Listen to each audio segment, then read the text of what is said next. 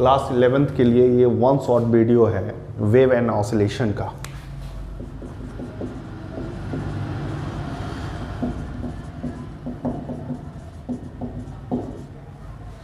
Wave and oscillation. तो सबसे पहले हम लोग ऑसिलेशन को सीखेंगे, उसके बाद वेव के बारे में डिस्कस करेंगे।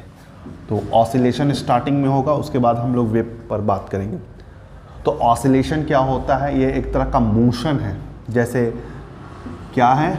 मोशन है। जिस तरह से लीनियर मोशन होता है, सर्कुलर मोशन होता है, प्रोजेक्टाइल मोशन होता है, जिस तरह से ये डिफरेंट टाइप ऑफ मोशन है, इसी तरह से आपका एक ऑसिलेशन भी, इसको वाइब्रेटरी मोशन भी बोलते हैं, ट्री मोशन भी बोलते हैं। देखो लीनियर मोशन में ऑब्जेक्ट कैसे होता है? एकदम स्ट्रेट चलता है, ठीक है, जिसका डायरेक्शन कांस्टेंट होता है, ठीक है। सर्कुलर मोशन में क्या होता है? एवरी इंस्टेंट डायरेक्शन चेंज होता है, डायरेक्शन एवरी इंस्टेंट चेंज होता है, और मैग्नीट्यूड तो चेंज होता ही है। प्रोजेक्टाइल मोशन किस तरह का होता है? कोई भी ऑब्जेक्ट को थ्रो करते हैं, वो इस तरह का शेप चलता है, उसे प्रोजेक्टाइल मोशन बोलते हैं। ठीक इसी तरह से ऑसिलेटरी मोशन किसे बोला जाता है? कोई भी पेंडुलम या झूला, वो जिस तरह से मीन पोजीशन का चक्कर काटता है, मीन पोजीशन का, ठीक है, ये सेंटर के तो चारों तरफ घूमता है, लेकिन यहाँ पूरी तरह से ये घूमेगा नहीं, ये सिर्फ टू एंड फ्रो मोशन करेगा, टू एंड फ्रो मोशन करेगा। मीन पोजीशन, ये जिसका मीन पोजीशन है, ये मीन पोजीशन के तरफ चक्कर लगाएगा, ठीक है। ये मान लो इधर से मूव किया तो पहले ये इधर आया, फिर ये इधर वापस आएगा, फिर ये इस तरह से ऑसिलेट होता रहेगा। इस तरह का ऑसिलेशन को हम लोग ऑसिलेटरी मोशन कहते हैं। तो इन सभी से इन सभी जो मोशन में है, तो इसमें ये वाला जो मोशन है थोड़ा सा कंफ्यूजिंग हो जाता है। कंफ्यूजिंग होने का कारण क्या है, इसको समझिए। जैसे ये मोशन में क्या है और ये सब मोशन में क्या अंतर है? इसमें डायरेक्शन कांस्टेंट होता है, सबसे इजी मोशन है। इसीलिए सबसे पहले आप 11th क्लास में सिर्फ मोशन को पढ़े हैं, तो सबसे पहले आपको लीनियर मोशन इजी से ही स्टार्ट करवाया गया। उससे जूनियर सेक्शन में भी आप लीनियर मोशन को ही पढ़ रहे थे, ठीक है। वहाँ पर इजी होने का कारण क्या है? वहाँ पर भी जब भी कोई मोशन होगा ना, तो हम एक ही चीज़ पढ़ाएंगे भी। क्या पढ़ाएंगे? डिस्टेंस पढ़ाएंगे, डिस्प्लेसमेंट पढ़ाएंगे, वेलोसिटी पढ़ाएंगे, एक्सेलरेशन पढ़ाएंगे, ठीक है। फिर फोर्स पढ़ाएंगे, फिर फोर्स अगर आया है तो वर्क भी होगा, वर्क होगा तो एनर्जी भी होगा, अगर मैकेनिक्स है तो एनर्जी कौन सा होगा, काइनेटिक एनर्जी, पोटेंशियल, यही होता है मोशन में। मोशन में और कुछ पढ़ने को नहीं मिलता है, यही सब मिलेगा। ये भी लीनियर मोशन में मिला था, यही सर्कुलर मोशन में मिला था, यही प्रोजेक्टाइल मोशन में मिलेगा। मोशन में यही सब पढ़ते, ठीक है। लेकिन ये जब इसमें पढ़ते हैं तो थोड़ा ईजी लगता है। जूनियर सेक्शन से स्टार्ट किया जाता है, क्योंकि वहाँ डायरेक्शन का खेल हम लोग के साथ खेला नहीं जाता है, डायरेक्शन को कांस्टेंट कर दिया जाता है। फिर थोड़ा सा टफ लगता है सर्कुलर मोशन। सर्कुलर मोशन में क्या करता है? फिर रोटेटरी मोशन भी है, एक रोटेटरी मोशन, रोटेशनल मोशन, बहुत तरह का मोशन है। तो यहाँ पर सर्कुलर मोशन में क्या होता है? एवरी इंस्टेंट ये मूव करता है। तो यहाँ तो ये पता है कि एवरी इंस्टेंट डायरेक्शन मूव कर रहा है, इसका डायरेक्शन एवरी इंस्टेंट चेंज हो रहा है, ठीक है। ये मोशन या क्लॉकवाइज हो या एंटी क्लॉकवाइज हो, इस तरह से, ठीक है। लेकिन ये वाला मोशन क्या करता है ना, देखो ये तो डायरेक्शन को चेंज करता ही है, लेकिन एक पर्टिकुलर डायरेक्शन भी ये कांस्टेंट नहीं रख पाता है। जैसे यहाँ पर देखो, अगर डायरेक्शन मीन पोजीशन का बात करेंगे, तो जैसे ये झूला इधर गया, तो ये किधर गया? राइट साइड गया, तो पॉजिटिव बोलते हैं। फिर यहाँ से पॉजिटिव जैसे जा रहा है, फिर यहाँ एक्सट्रीम पोजीशन पर जाने के बाद वो वहाँ के बाद रिटर्न आना स्टार्ट कर देता है। क्या करता है? रिटर्न आना स्टार्ट कर देता है टुवर्ड द मीन पोजीशन। फिर यहाँ से जाने के बाद यहाँ पर नहीं रुक करके ये और आगे जाता है, जो कि निगेटिव हो जाता है, ठीक है ना, निगेटिव डायरेक्शन में। फिर निगेटिव डायरेक्शन में, तो यहाँ पर आपको देख रहे हैं कि आपका इस तरह का मोशन में सबसे बड़ा प्रॉब्लम क्या है? सबसे बड़ा प्रॉब्लम क्या है? पोजीशन और डायरेक्शन। पोजीशन और डायरेक्शन ऑसिलेटरी मोशन में बताना बड़ा मुश्किल हो जाता है। ये प्रॉब्लम है, बताएंगे तो ही, यहाँ इक्वेशन को यूज़ करेंगे और हम बताएंगे ही। लेकिन सबसे बड़ा प्रॉब्लम क्या होता है इसमें ऑसिलेटरी मोशन में, सबसे बड़ा प्रॉब्लम होता है इसमें आपका पोजीशन और डायरेक्शन के बारे में एक्सप्लेन करना थोड़ा मुश्किल हो जाता है, जो ये सब में इजी होता है। किस तरह से आपको ये दिक्कत होगा थोड़ा सा सोचने पर आपको मजबूर करते हैं। जैसे मान लीजिए ये पेंडुलम है, ठीक है, ये इस तरह से ऑसिलेट हो रहा है, सुनने में इजी लगा। तो मान लो अगर ये ऑसिलेशन करता हुआ यहाँ पर कहीं, यहाँ पर हमने एक कैमरा से इसका फ़ोटो खींच लिया। जैसे ही कैमरा से अगर फ़ोटो खींचेंगे और ये फ़ोटो आपको इस तरह से दिखेगा, ये वाला हटा दीजिए, ये तो इसका मेन पोजीशन है, यहाँ पर दिखेगा। अब हम आपसे अगर पूछेंगे कि बाबू ये इसका पोजीशन और डायरेक्शन क्या है, पोजीशन और डायरेक्शन क्या है, तो बोलना यहाँ आपको इसलिए दिक्कत हो जाएगा कि देखो इसका डायरेक्शन ये आप कैसे तय कर सकते हैं कि ये आगे की ओर जाने वाला पेंडुलम था या आगे यहाँ एक्सट्रीम पोजीशन से आने के बाद ये रिटर्न मीन पोजीशन पर जा रहा है, ये पता नहीं चल रहा है। अगर आप कहीं थोड़ा समय के बाद आए हैं और इस ऑब्जेक्ट को, इस पेंडुलम को अगर देख रहे हैं और आपका ध्यान यहाँ से आया है, ठीक है, इस जगह पर, या इसका एक पोजीशन को इंस्टेंट मान करके हम बोलते हैं, ये बोर्ड, ये पेंडुलम, ये बॉब इधर जा रहा है, एक्सट्रीम पोजीशन की तरफ जा रहा है या मीन पोजीशन की तरफ जा रहा है, या ऐसे बोले राइट साइड जाएगा या लेफ्ट साइड जाएगा, ये बताना टफ है। ठीक है, ये हो सके यहाँ से मूव करता हुआ आगे की ओर जा रहा हो सके यहाँ से एक्सट्रीम पोजीशन से मूव करता हुआ लेफ्ट की तरफ जा रहा हो, तो डायरेक्शन में यहाँ तकलीफ होता है। ठीक है, दूसरा इसमें क्या दिक्कत है कि ये पोजीशन जैसे है ना, एक एक्सट्रीम पोजीशन, जैसे ये पेंडुलम यहाँ तक जाने के बाद, यहाँ तक जाने के बाद ये इसका मैक्सिमम डिस्प्लेसमेंट हो गया, ये इसका मैक्सिमम डिस्प्लेसमेंट हो गया। उसके बाद ये वहाँ से रिटर्न आ जाता है, क्या आ जाता है, रिटर्न आ जाता है। फिर ये क्या करता है, इसी तरह से यहाँ पर जाता है, इस तरह से यहाँ पर मैक्सिमम। तो आपको देखना पड़ता है कि एक्सट्रीम पोजीशन पर आपका डिस्प्लेसमेंट क्या होता है, मैक्सिमम होता है। ठीक है, मीन पोजीशन पर वही डिस्प्लेसमेंट वर्ड कर रहे हैं, फिर रिटर्न होकर के यहाँ आ जाता है, तो यहाँ पर डिस्प्लेसमेंट क्या हो जाता है, मिनिमम हो जाता है, जो कि 0 बोल सकते हैं।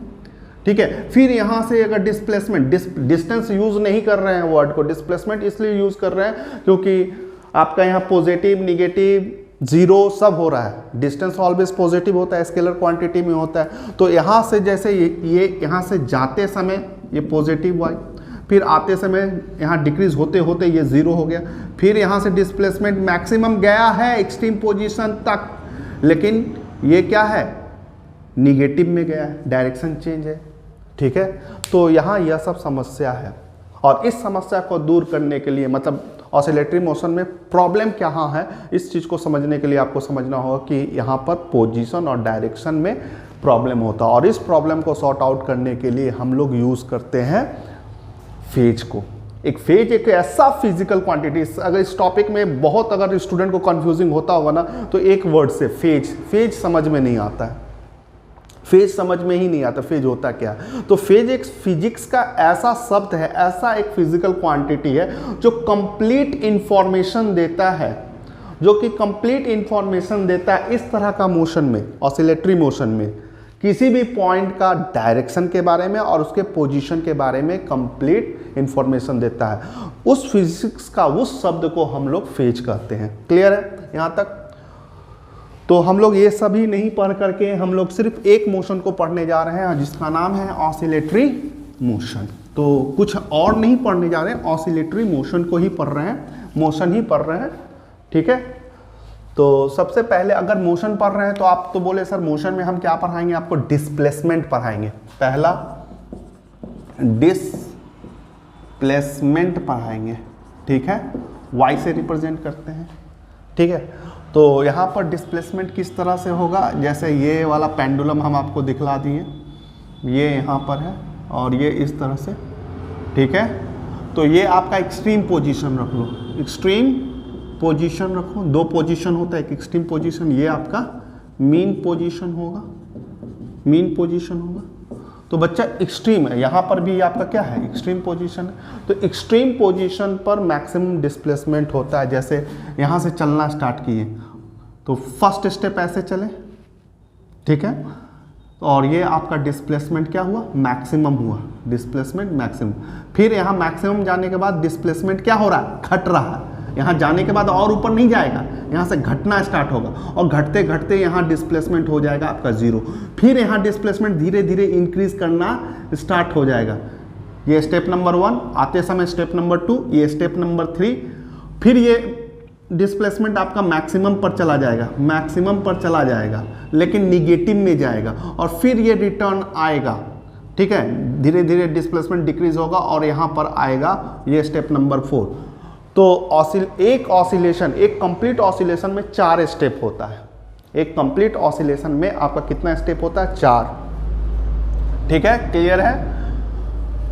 तो इस तरह का मोशन को हम 4 स्टेप को कैसे रिप्रेजेंट कर रहे हैं, जहां पर स्टार्टिंग में डिस्प्लेसमेंट एकदम 0 पर हो, फिर धीरे धीरे मैक्सिमम पर जाए, फिर मैक्सिमम से 0 पर आए, फिर 0 से मैक्सिमम पर जाए लेकिन उल्टा डायरेक्शन में जाए, अपोजिट डायरेक्शन में जाए, और फिर मैक्सिमम से जाने के बाद 0 पर आए। ये 4 स्टेप को अगर फॉलो करना है तो कौन सा ग्राफ में होगा बच्चा लोग, देखो ये ग्राफ में होगा,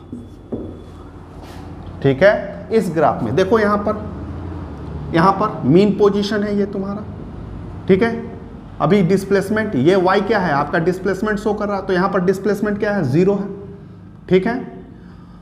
अब डिस्प्लेसमेंट धीरे धीरे इंक्रीज होना स्टार्ट हुआ, इंक्रीज होते होते एक्सट्रीम पोजीशन पर, ये है एक्सट्रीम पोजीशन। यहाँ पर डिस्प्लेसमेंट आपका सबसे ज़्यादा है, मैक्सिमम डिस्प्लेसमेंट है। उसके बाद डिस्प्लेसमेंट, ये स्टेप नंबर 1 हो चुका, और उसके बाद डिस्प्लेसमेंट आप धीरे धीरे घटना, स्टेप नंबर 2 घटना स्टार्ट हुआ, देखो घटना स्टार्ट हुआ, ठीक है। देखो y आपका घटता जा रहा है, देख रहे हो, y घटता जा रहा है, घटता यहाँ पर क्या हो गया, पूरा घट करके 0 आ गया, स्टेप नंबर 2। फिर क्या है, फिर डिस्प्लेसमेंट बढ़ेगा, देखो यहाँ से थर्ड स्टेप, ये स्टेप नंबर 2 हुआ। थर्ड स्टेप में डिस्प्लेसमेंट अगेन इंक्रीज कर रहा, करते मैक्सिमम तक गया, ठीक है। y मैक्सिमम है लेकिन ये तो निगेटिव डायरेक्शन में है, ठीक है। और मैक्सिमम पर जाने के बाद ये स्टेप नंबर 3 हुआ, और उसके बाद क्या होता है, ये फिर रिटर्न होकर के 0 पर आना है, ये स्टेप नंबर 4। देखो धीरे धीरे रिटर्न होकर के ये 0 पर आया। इसलिए आपको जो डिस्प्लेसमेंट है इसमें ऑसिलेटरी मोशन में है, जैसे लीनियर मोशन में डिस्प्लेसमेंट को x लिख देते थे, y लिख देते थे, सिंपल, ये मेरा डिस्प्लेसमेंट है, ये मेरा डिस्टेंस है, एक लेटर में नहीं लिख पाओगे, इसमें ऑसिलेटरी मोशन में नहीं लिख पाओगे, मतलब वही है, डिस्प्लेसमेंट ही है। लेकिन यहाँ पर डिस्प्लेसमेंट लिखने के लिए 4 स्टेप को फॉलो करने के लिए इस तरह से लिखना अनिवार्य है, मतलब आपका ऑसिलेटरी मोशन यहाँ शो अप हो रहा है। यहाँ पर ये जिस तरह का मोशन किया है ना, उसका ग्राफ है। और ये ग्राफ अगर थोड़ा बहुत भी आपको नॉलेज है ना ट्रिग्नोमेट्री का, तो ये ग्राफ साइन का है, ये ग्राफ साइन का है। कैसे सर साइन का ग्राफ है, देखो साइन थीटा में क्या होता है, साइन थीटा में 0 डिग्री, 90 डिग्री, 180 डिग्री, 270 डिग्री और 360 डिग्री। साइन 0 डिग्री में 0 होता है, 90 में 1 हो जाता है, 180 में फिर 0 हो जाता है, 270 में -1 हो जाता है, 360 में फिर से 0 हो जाता है। क्या यही तो है 0 डिग्री, 90 डिग्री, ठीक है, 90 डिग्री, यहाँ 180 डिग्री, यहाँ पर 270 डिग्री और यहाँ 360 डिग्री, ठीक है। जो वैल्यू है वही तो है, ठीक है। तो इस तरह का यहाँ पर है। तो यहाँ पर ये ग्राफ किसका है, साइन का है। तो ये पूरा आपको, तो हम तो बोले 1 शॉर्ट वीडियो, इतना डिटेल में इसको समझाने का कोई अर्थ नहीं बनता है, आप लोग किए ही होंगे। तो डिस्प्लेसमेंट को लिखने का तरीका है y = a sin omega t। अब इसको समझ लो बाबू लोग, सारा कहानी यही है, y = a sin omega t। Sir a क्या है, a मैक्सिमम डिस्प्लेसमेंट है। जैसे एक्सट्रीम पोजीशन पर ये जो गया ना यहाँ से यहाँ तक, तो y मैक्सिमम है, तो कितना मैक्सिमम है, a यहाँ का डिस्प्लेसमेंट को हम लोग इस पार्ट को a बोल रहे हैं, इस पार्ट को हम लोग a बोल रहे हैं, और इसे बोला जाता है एम्पलीट्यूड। क्या बोला जाता है, एम्पलीट्यूड। मैक्सिमम डिस्प्लेसमेंट, जो कि कहां पर पाया जाएगा, एक्सट्रीम पोजीशन पर पाया जाएगा, यहां पर या यहां पर। ठीक है, यहां पर -a पाया जा रहा है, यहां पर +a पाया जा रहा है। ठीक है, तो मैक्सिमम डिस्प्लेसमेंट ऐसे करके समझो, y = a लिखे, मैक्सिमम डिस्प्लेसमेंट कहां पर है, यहां पर, यहां पर है। अब यहां से आएगा वो, यहां से आगे तो नहीं जा सकता है। एक बात समझ लो, ये डिस्प्लेसमेंट मैक्सिमम है, इससे ऊपर नहीं जा सकता है ये। ठीक है ना, अगर ये मान लो 10 है तो 10 के बाद 11 तो होने का नहीं, हाँ उसे कम हो सकता है, तो कम होना स्टार्ट होगा। ठीक है, ये क्या है, कम होना स्टार्ट होगा। जैसे अब ये यहाँ पर आ गया तो उससे कम डिस्प्लेसमेंट बचा, यहाँ पर आ गया तो 0 हो गया, फिर थोड़ा सा बढ़ा। ठीक है, तो इस तरह से यहाँ पर आप कंपेयर कर रहे हैं, किससे तुलना कर रहे हैं, मैक्सिमम डिस्प्लेसमेंट से तुलना कर रहे हैं। तो मैक्सिमम डिस्प्लेसमेंट आपका कितना है, तो मैक्सिमम डिस्प्लेसमेंट आपका यहाँ पर क्या देखने को मिल रहा है, a मिल रहा है। ठीक है, तो यहाँ पर मैक्सिमम डिस्प्लेसमेंट एनी इंस्टेंट आपका चेंज होगा, और वो चेंज को मतलब वो पोजीशन को, यहाँ पर दो समस्या फिर से स्टार्ट होगा। ये मैक्सिमम डिस्प्लेसमेंट तो आपने लिख दिया 10, लेकिन ये धीरे धीरे डिक्रीज होगा, इसका एवरी इंस्टेंट इसका पोजीशन चेंज होने वाला है, एक प्रॉब्लम ये। और ये होते होते निगेटिव भी जा सकता है, ये पॉजिटिव भी जा सकता है। ये दो प्रॉब्लम जिसे हम लोग क्या बोल रहे थे, फेज से सुधारते हैं, फेज बोलते हैं, है ना। तो यहां पर मैक्सिमम, इससे ज्यादा नहीं जा सकता। तो इस प्रॉब्लम को सॉर्ट आउट करने के लिए हम किसका सहारा ले रहे हैं, साइन ओमेगा टी, और ये कहलाता है आपका फेज। इसीलिए फेज का हमने आपको डेफिनेशन में बतलाया कि फेज एक ऐसा फिजिकल क्वांटिटी है जो कंप्लीट इंफॉर्मेशन देगा, जो कंप्लीट इंफॉर्मेशन देगा पोजीशन और डायरेक्शन का, दोनों का। नहीं विश्वास है, देखना है, देखो बतलाते हैं। तो फेज क्या है ये पहले समझ लो, ये फेज है, ओमेगा टी जो है ना वही फेज है। तो सर ये फेज के अकॉर्डिंग टू डेफिनेशन के हिसाब से ये क्या आपको बतला रहा है, अकॉर्डिंग टू डेफिनेशन के हिसाब से ये फेज आपका कंप्लीट इंफॉर्मेशन आपको पोजीशन और डायरेक्शन दोनों के बारे में बतलाएगा। ठीक है, कैसे बतलाएगा अभी हम देख रहे हैं।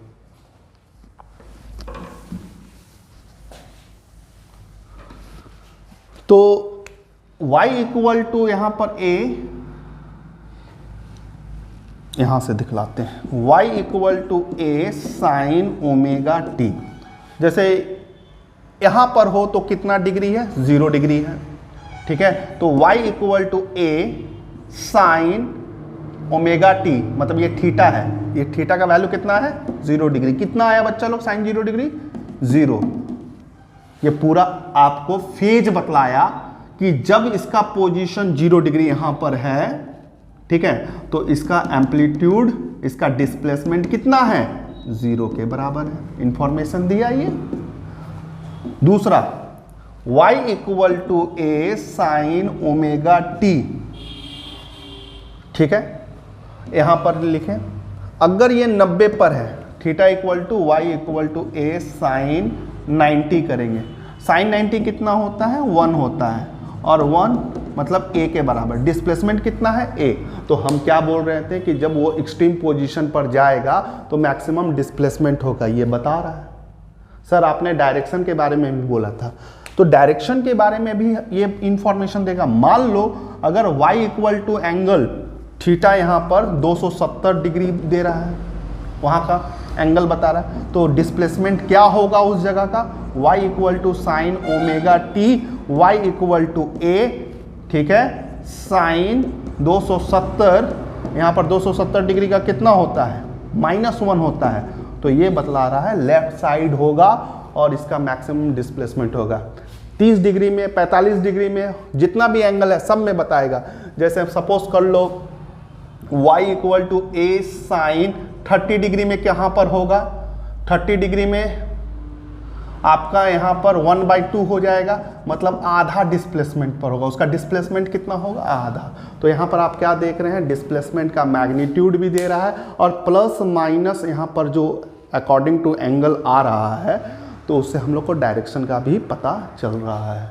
तो ये था आपका डिस्प्लेसमेंट के बारे में। ठीक है, ऑसिलेटरी मोशन। तो एक ऑसिलेटरी मोशन का डिस्प्लेसमेंट को कैसे रिप्रेजेंट करते हैं, y = a sine omega T से रिप्रेजेंट करते हैं।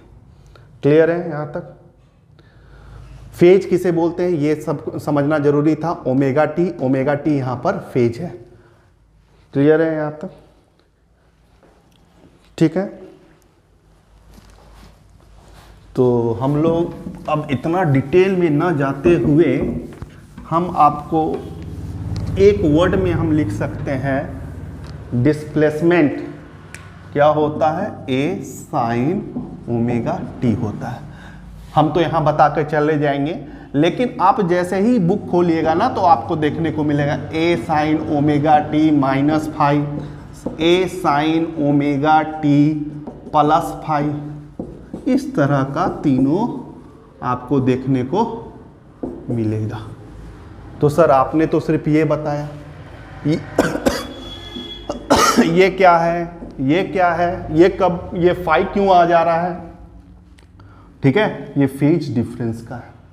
ठीक है, एक तो फेज ये बोल रहे हैं और एक फेज ये आ जा रहा है, तो दोनों को घटा रहे हो, चेंज कर रहे हो, तो इसे फेज डिफरेंस बोलते हैं। क्या बोलते हैं? ये भी फेज का ही रिप्रेजेंटेशन।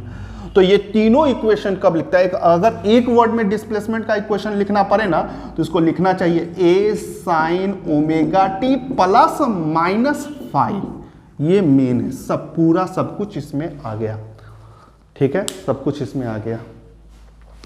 ये डिस्प्लेसमेंट का, डिस्प्लेसमेंट हम इतना ज़्यादा इसलिए समझा रहे हैं क्योंकि जैसे ही डिस्प्लेसमेंट समझाना वैसे वेलोसिटी समझ जाओगे, वैसे ही एक्सेलरेशन समझ जाओगे, वैसे ही फोर्स समझ जाओगे, वैसे ही काइनेटिक एनर्जी समझ जाओगे, पर पूरा चैप्टर ही कमांड आ जाएगा।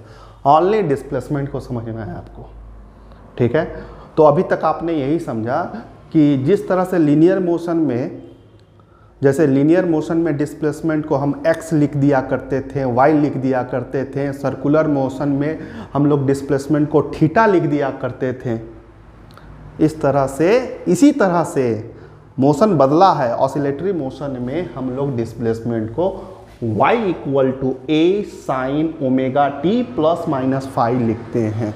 अब ये प्लस माइनस फाइव ये कब होगा, ये कब होगा, ये कब होगा, इसको समझाने के लिए हम सहारा ले रहे हैं सर्कुलर मोशन का। मतलब हम एक सर्कल बना रहे हैं। ठीक है, ठीक है, ये वाला पोजीशन तेरा मीन पोजीशन है। क्या है? Mean position. इसे क्या बोलते हैं? Mean position. ये y है, ये y डैश है, ये x है। ठीक है, ये x डैश है, ये आपका ओरिजिन है। ठीक है, ये आपका मीन पोजीशन लाइन है। और ये वाला एक्सट्रीम पोजीशन हो गया, एक्सट्रीम पोजीशन हो गया, है कि नहीं? अब देखो, ये जो कहानी अभी आपको हम पेंडुलम में सिखलाए हैं, इसको सर्कुलर मोशन में भी हम बता सकते थे।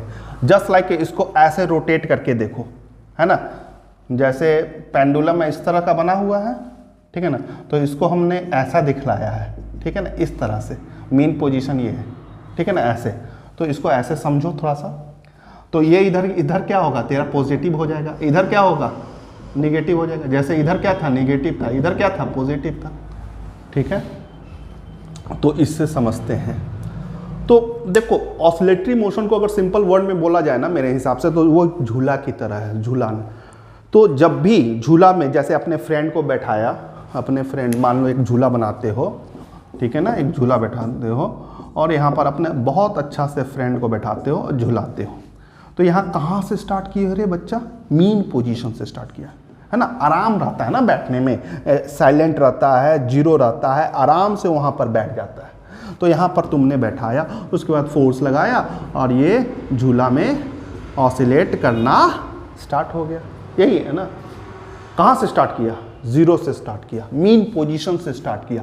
कहने का मतलब तुम्हारा पेंडुलम या बॉब यहाँ पर है मीन पोजीशन पर, यहाँ से लेकर के यहाँ तक, ए से लेकर के तुमने बी तक गया, ऑसिलेट किया। तुम्हारा इनिशियल पोजीशन मीन पर है, फाइनल यहाँ पर है, और इन दोनों का बीच का एंगल बाबू हमेशा लिखना ओमेगा टी। क्या लिखना? Omega T. क्लियर है? देखो, और एक चीज़ बतला रहे हैं यहाँ पर हम अलग से, क्योंकि ज़्यादा हम चाहे इसी में बतला रहे हैं। अब भी जब मीन पोजीशन पर है तो तुम यहाँ से खींचो, तुम्हारा डिस्प्लेसमेंट क्या बता रहा है? जीरो। फिर थोड़ा सा उठो, डिस्प्लेसमेंट कुछ आया, फिर थोड़ा सा उठो, डिस्प्लेसमेंट और आया। देखो, वाई एक्सिस डिस्प्लेसमेंट बता रहा है, और थोड़ा सा ऊपर जाओ, डिस्प्लेसमेंट बता रहा है, और ऊपर जाओ यहाँ से तो डिस्प्लेसमेंट। ऐसे करते करते तुम अगर 90 तक जाओगे तो तुम्हारा डिस्प्लेसमेंट कितना आएगा? मैक्सिमम आएगा, है ना। y इक्वल टू इस जगह पर तुमको क्या मिलेगा, पूरा मिलेगा। ऐसे तो y यहाँ पर y अगर देखोगे तो y अपना धीरे धीरे बढ़ रहा है, हाँ एक्सट्रीम, ये तुम्हारा क्या है, एक्सट्रीम पोजीशन है। समझ में आया, क्लियर है। तो ये ओमेगा टी अगर 90 हो जाता है तो डिस्प्लेसमेंट तुम्हारा तब यहाँ पर बॉब होगा और यहाँ पर y क्या मिलेगा, ग्राफ क्या बता रहा है, पूरा मैक्सिमम मिलेगा। क्लियर है, ठीक है। इसी तरह से अभी हम फिलहाल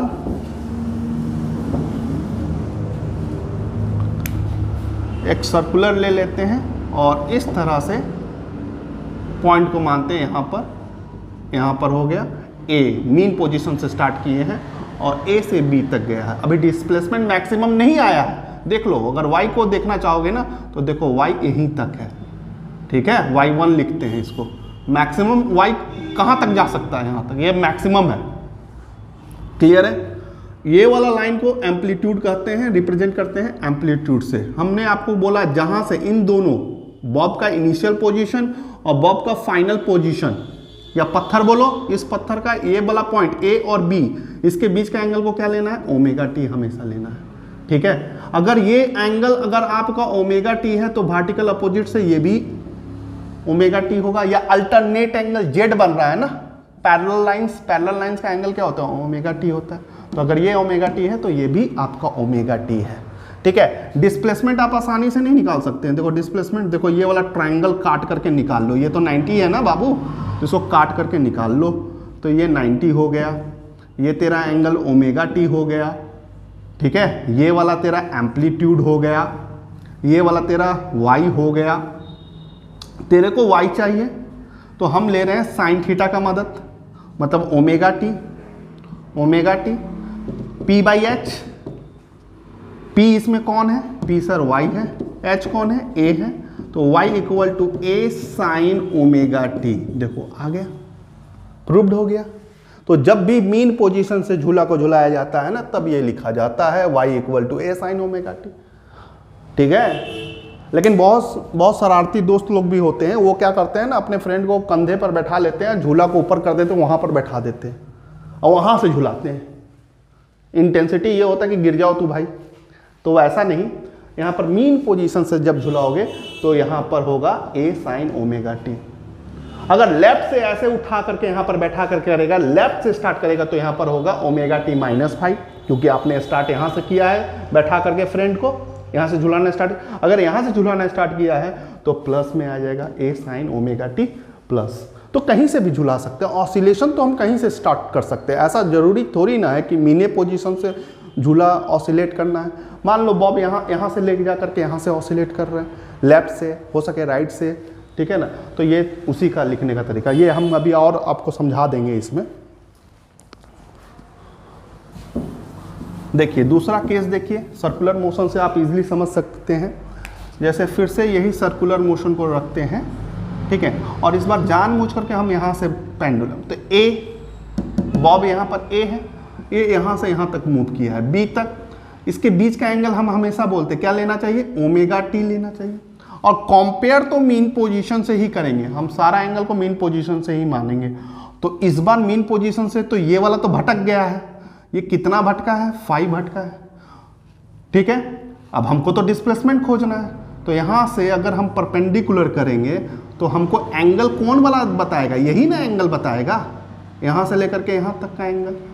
तो ये एंगल कितना होगा, ये पूरा एंगल अगर ओमेगा टी है और यहाँ से लेकर के यहाँ तक फाई है, तो ये बचा हुआ एंगल ओमेगा टी -5 होगा, और यही भी एंगल कितना आएगा, ओमेगा टी -5 आएगा, ठीक है। और ये आपका y आएगा, ठीक है, और ये आपका a है। फिर से वही ट्रायंगल काटे, लेकिन इस बार एंगल क्या आ गया हमारा, ओमेगा टी -5 आ गया। ये वाला हमारा क्या आ गया, y आ गया। ये हमारा क्या है, एम्पलीट्यूड a है, ठीक है, यहां तक समझ में आया। फिर ये राइट एंगल ट्रायंगल है, अगर आप यहां से अगेन साइन थीटा लेना चाहते हैं तो ओमेगा टी -5 लेना पड़ेगा आपको, और जब ये लीजिएगा तो p/h, p तुम्हारा y होगा और h तुम्हारा a होगा, और इस बार y का equation a sine omega T -5 आएगा, ठीक है। यहाँ से स्टार्ट, इनिशियल पोजीशन कहाँ से स्टार्ट की हो, लेफ्ट से स्टार्ट की हो।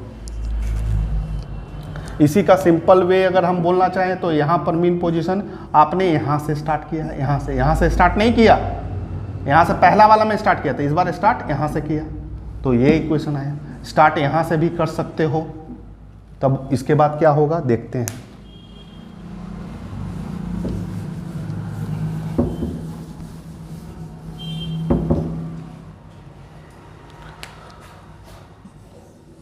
तीसरा केस नंबर 3, मान लो आप यहाँ पर मीन पोजीशन पर हो और यहाँ से स्टार्ट करते हो A और यहाँ तक जाते हो B। इसके बीच का एंगल हमेशा हम बोल रहे हैं ओमेगा टी ही होगा। अब इस बार ये इनिशियल पोजीशन, इसका एंगल कितना है, फाई मानोगे।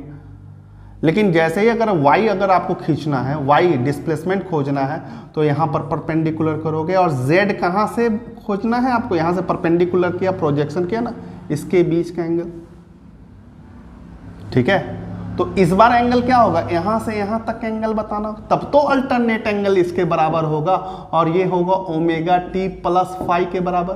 तो ये एंगल तेरा कितना आया, ओमेगा टी प्लस फाई आया, और ये तेरा y है, फिर से ये 90 डिग्री है, फिर से वही साइन थीटा p/h। तो साइन थीटा को हटा करके omega T plus phi p/h a, इस बार y equal to a sine omega T plus phi. ये तो भाई ये भी हो सकता है, लेकिन कब होगा, मेन पोजीशन से, ये लेफ्ट साइड से, ये राइट साइड से, जो हमने अभी आपको बताया। तो मेन डिस्प्लेसमेंट का इक्वेशन है। अब एग्जाम में क्या करके जाना है, ये तो हम लेंदी थोड़ा कर दिए हैं, लेकिन एग्जाम में बस आपको ये फॉर्मूला याद रखना है और कुछ नहीं। क्या याद रखना है, फॉर्मूला याद रखना, इक्वेशन याद रखना। ये प्रूफ याद नहीं रखना है, ये इक्वेशन को नहीं भूलना है। y equal to a sine omega T plus minus phi. Phi को क्या बोलेंगे, इनिशियल फेज बोलेंगे, क्योंकि कहां से स्टार्ट कर रहे हो, क्या कहेंगे, इनिशियल फेज कहेंगे। ठीक है, इनिशियल फेज कहेंगे। ये सब यहां तक समझ में आया आपको?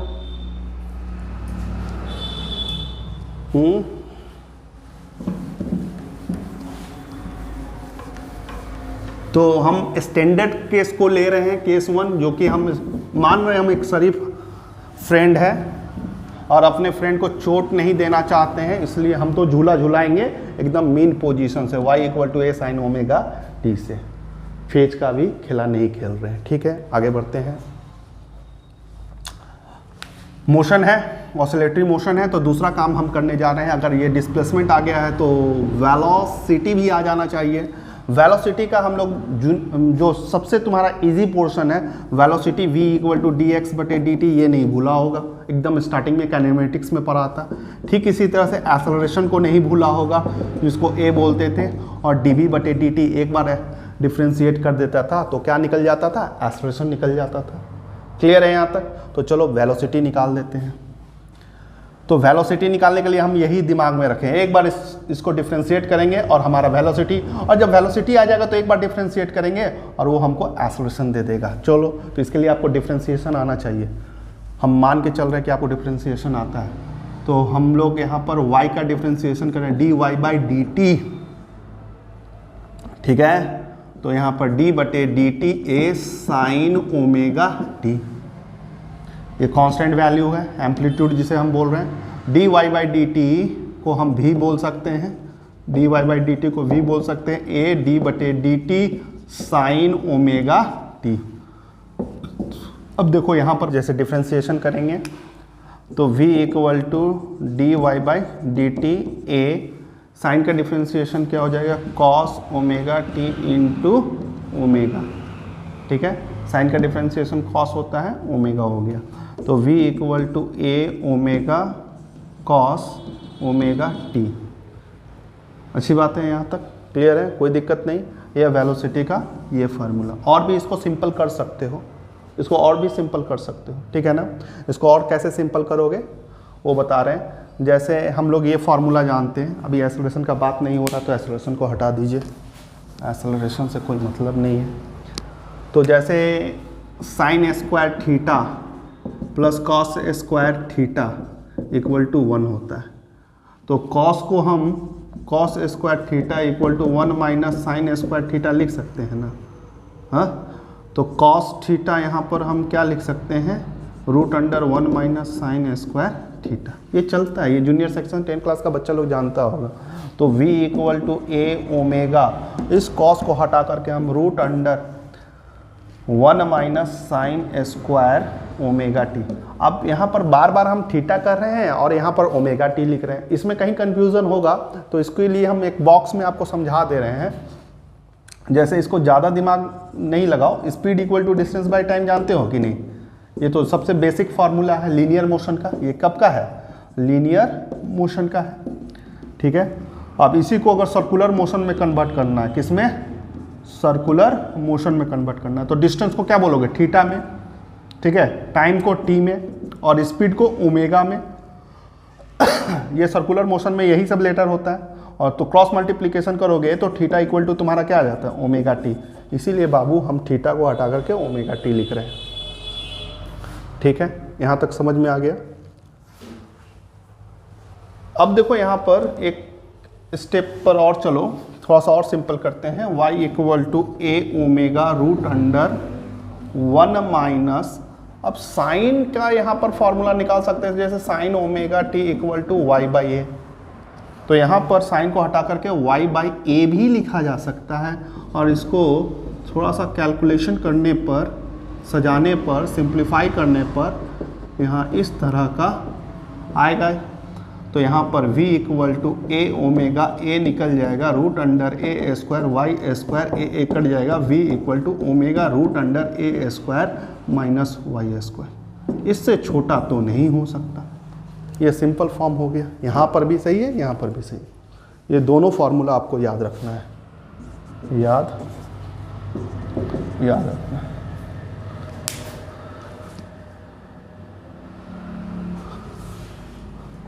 चलिए ठीक इसी तरह से हम लोग एक्सेलरेशन को कर लेंगे। क्या कर लेंगे, वेलोसिटी अब खत्म। देखो डिस्प्लेसमेंट में टाइम जरूर लगा, लेकिन वेलोसिटी में आपको टाइम नहीं लगा, ठीक है। अब जब वेलोसिटी आपको मालूम है कि velocity v equal to A omega cos omega T होता है, तो डी वी बटे डी टी एक बार करते हैं, ए ओमेगा तो कांस्टेंट है, डी बटे D T equal to cos omega T, ठीक है। इसी को तो एक्सेलरेशन कहते हैं। तो इसके जगह पर एक्सेलरेशन लिखो, ए ओमेगा, इसका differentiation minus sine omega T into omega, omega omega multiply हो जाएगा, acceleration equal to A minus में माइनस ही आगे निकल जाएगा, ओमेगा स्क्वायर, और यहाँ पर साइन ओमेगा टी। इसको थोड़ा सजा कर लिखें, जैसे ओमेगा को इधर कर देते हैं, जैसे ओमेगा स्क्वायर ए साइन ओमेगा टी, इसको तो वाई बोलते हैं। तो एक्सेलरेशन का बहुत सिंपल फार्मूला क्या हो सकता है, ओमेगा स्क्वायर वाई।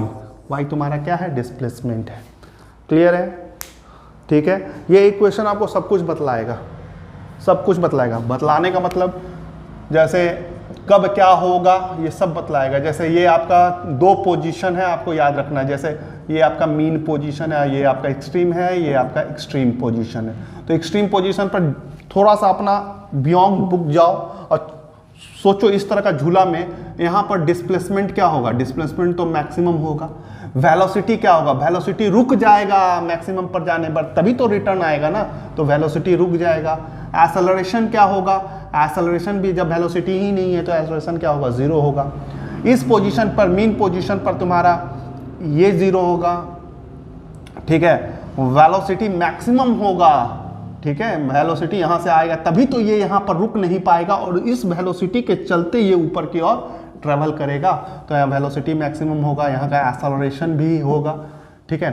तो ये सब हम लोग करके यहाँ से समझ सकते हैं, ये खुद बतलाएगा इक्वेशन। जैसे देखो वेलोसिटी में हम बतला रहे हैं, दो पोजीशन लेना है, मीन पर क्या होगा, मीन पोजीशन पर क्या होगा और एक्सट्रीम पोजीशन पर क्या होगा।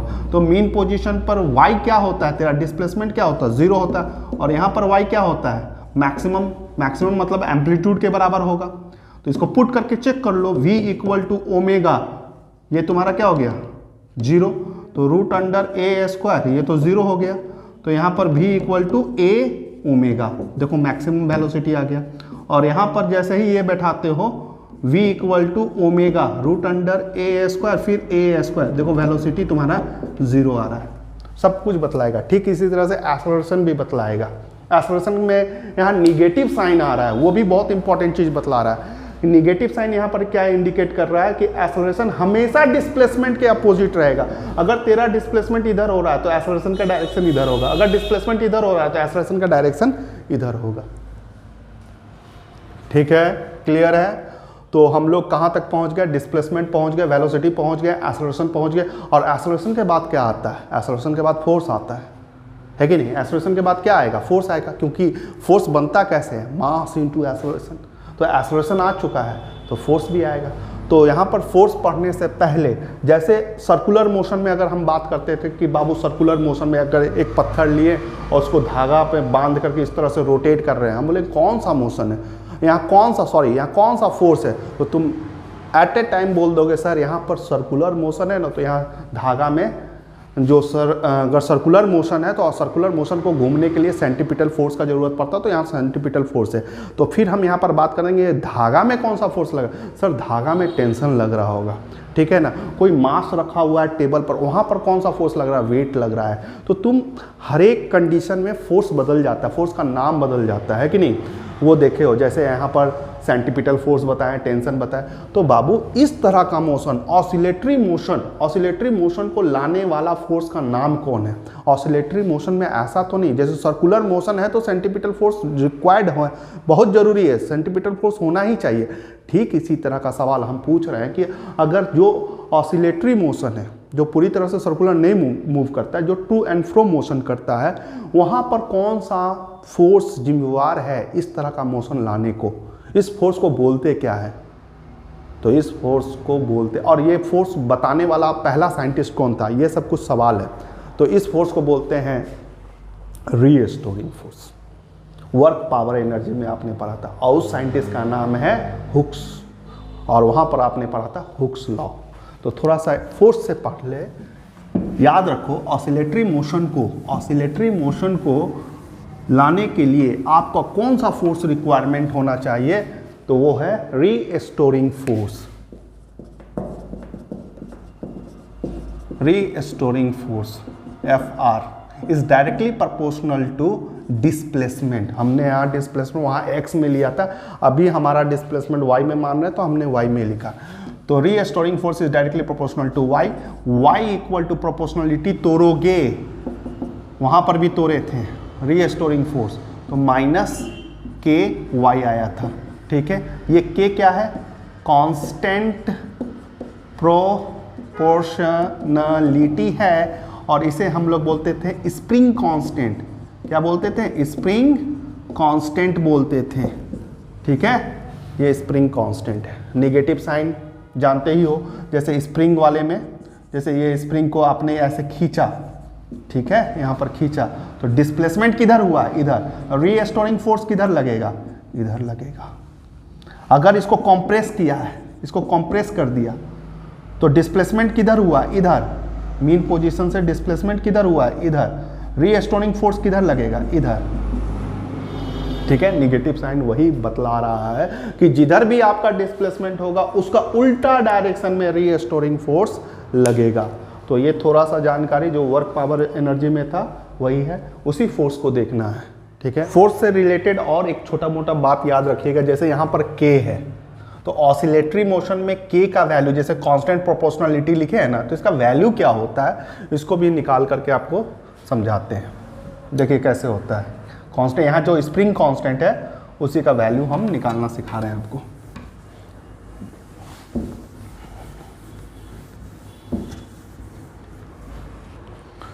तो यहाँ पर क्या करेंगे, जैसे एक फॉर्म तो ये है, दूसरा form F equal to ma mass into acceleration, जो सारा फोर्स का स्टार्टिंग हम लोग यहीं से करते हैं, applied force F equal to ma। और हम लोग जानते हैं, अभी जस्ट अभी पढ़े हैं कि acceleration equal to omega square y होता है। ठीक है, क्लियर है? यहाँ पर minus m omega square y, ये क्वेश्चन नंबर 2 मान लो। दोनों तो फोर्स ही है, दोनों फोर्स है, इसलिए इक्वेटिंग 1 एंड 2। 1 और 2 को इक्वेट करोगे ना बच्चा, तो minus K Y equal to minus M omega square Y. Minus minus कटेगा, वाई वाई कटेगा और एक के का वैल्यू निकल के आएगा। और हम बोलते हैं इसको कभी भूलने का नहीं, ठीक है, इसको एकदम याद करके रखोगे, याद, ठीक है, ये आपको याद रखोगे। तो के का वैल्यू कितना होता है, एम ओमेगा स्क्वायर वाई। कहीं पर भी के का अगर वैल्यू अगर हम लिख रहे हैं तो ये जरूरत पड़े तो ये वैल्यू मत भूलना, एम ओमेगा स्क्वायर। चलिए आगे बढ़ते हैं। अब हमें फोर्स भी पता चल गया है, एक्सेलरेशन भी पता चल गया है। उसके बाद किसकी बारी आती है मोशन में, एक्सेलरेशन, फोर्स, उसके बाद एनर्जी, ठीक है। तो हम लोग एनर्जी निकालेंगे। और हम लोग जिस तरह से लीनियर मोशन में यह पढ़े थे कि energy neither be create not be destroy, it always converted into one form to another form. जिस चीज़ को हम एक वर्ड में बोले तो law of conservation of energy valid होता है, लीनियर मोशन में हम लोगों ने देखा। तो क्या यहाँ वैलिड नहीं होगा, यहाँ पर भी वैलिड होगा, ठीक है, यहाँ पर भी वैलिड होगा। उसको भी अभी हम लोग सीखेंगे। तो सबसे पहले उसको समझाने के लिए आपको पोटेंशियल एनर्जी और काइनेटिक एनर्जी निकालना आना चाहिए, तब तो टोटल एनर्जी पता करेंगे। तो हम लोग स्टार्ट किससे करते हैं, काइनेटिक एनर्जी से स्टार्ट करते हैं, हाफ एम वी स्क्वायर। अरे वी का तो फॉर्मूला जानते हैं, देखो यहाँ लिखा हुआ भी है। तो kinetic energy equal to half M V omega root under A square minus Y square का स्क्वायर। क्लियर है। तो काइनेटिक एनर्जी तो बहुत आसानी से निकल गया, एम ओमेगा स्क्वायर ए स्क्वायर माइनस वाई स्क्वायर, ठीक है, क्लियर है। अब देखो तो खास करके यहाँ पर कुछ आ रहा है, आपको समझ में आ रहा है, ये के है एम ओमेगा स्क्वायर। तो काइनेटिक एनर्जी को ऐसा भी लिख सकते हैं, के ई लिख रहे हैं, हाफ के कांस्टेंट प्रोपोर्शनलिटी ए स्क्वायर माइनस वाई स्क्वायर। चलिए प्रूव्ड हो गया, ठीक है। अगला हम लोग निकालेंगे पोटेंशियल एनर्जी। क्या निकालेंगे, पोटेंशियल एनर्जी।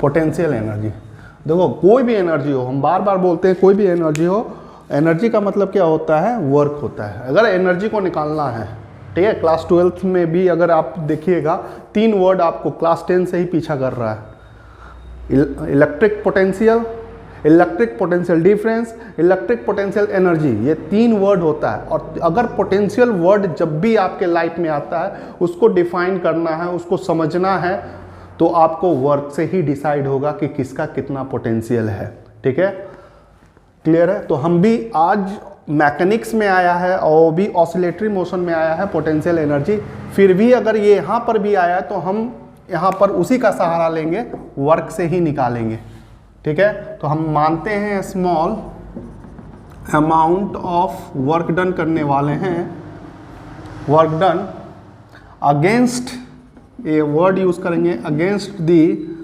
Restoring force. कौन सा फोर्स के विरुद्ध में, रीस्टोरिंग फोर्स के विरुद्ध में। सर ये कैसा बात आप लिख रहे हैं, अरे भाई देखो जैसे ये पेंडुलम है, ये और ऊपर जाना चाहता है, तो फोर्स तो इसको इधर खींच रहा है, तब पर भी तो हम इधर चल रहे हैं, मेरा डिस्प्लेसमेंट हो रहा है। तो यहाँ पर आप क्या देख रहे हैं, एक दूसरे के अपोजिट डायरेक्शन है, ठीक है। तो यहाँ पर अगेंस्ट दी रीस्टोरिंग फोर्स का हम बात किए। तो D W equal to force into displacement, force यहाँ पर माइनस में लिखिएगा आप, अगेंस्ट वर्ड यूज किया गया है, फोर्स इंटू डिस्प्लेसमेंट। यहाँ पर कौन सा फोर्स लीजिएगा, रीस्टोरिंग फोर्स, जो कि ऑलरेडी माइनस में होता है। D W equal to minus K Y D X, clear है। माइनस इंटू माइनस यहाँ पर क्या हो जाएगा, प्लस हो जाएगा, K Y D X. Total amount of work done निकालने के लिए, total amount of work done निकालने के लिए integration both side, integration both sides करना होगा। और यहाँ पर D W equal to K Y D, यहाँ एक्स सॉरी लिख दिए, यहाँ वाई में ही होगा, यहाँ वाई में ही डिस्प्लेसमेंट को माने हैं, तो वाई में ही होगा, 0 से लेकर के वाई। इसको के, इसका इंटीग्रेशन कीजिएगा तो वाई स्क्वायर बाई 2, ठीक है। लिमिट 0 से लेकर के y equal to K Y square by 2 minus 0²/2 equal to half KY²। ये आपका क्या निकल के आया है? पोटेंशियल एनर्जी आ गया। पोटेंशियल एनर्जी आ गया, ठीक है। तो पोटेंशियल एनर्जी आपको कितना मिला है, जिसे U से रिप्रेजेंट करते हैं, वो हाफ KY²। K का वैल्यू आप भूलिएगा नहीं, m⍵² लिखना सिखाए हैं, याद, इसको याद रखिएगा। अब चलिए हम लोग दोनों वैल्यू निकाल लिए हैं, पोटेंशियल एनर्जी को भी निकाल लिए हैं, काइनेटिक एनर्जी को भी निकाल लिए। तो अब बचा क्या?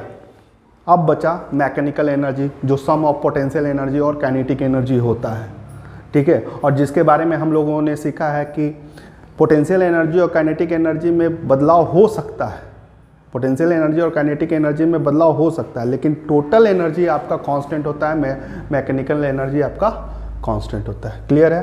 तो चलो करके देखते हैं ये चीज़।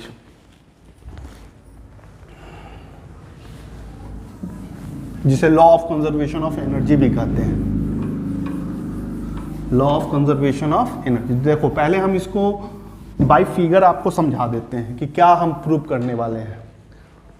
जैसे यहाँ पर पेंडुलम, ये पहले भी आपने वर्क पावर ऑफ एनर्जी में देखा होगा, ये यहाँ पर है, ये मीन पोजीशन हो गया, यहाँ से ये एक्सट्रीम पोजीशन हो गया, इस तरह से गया, यहाँ से ये एक्सट्रीम पोजीशन हो गया, इस तरह से ऑसिलेट कर रहा है, ठीक है। ये भी यहाँ पर एक्सट्रीम पोजीशन हो गया, ठीक है। यहाँ दो पोजीशन, एक्सट्रीम पोजीशन, ये आपका मीन पोजीशन।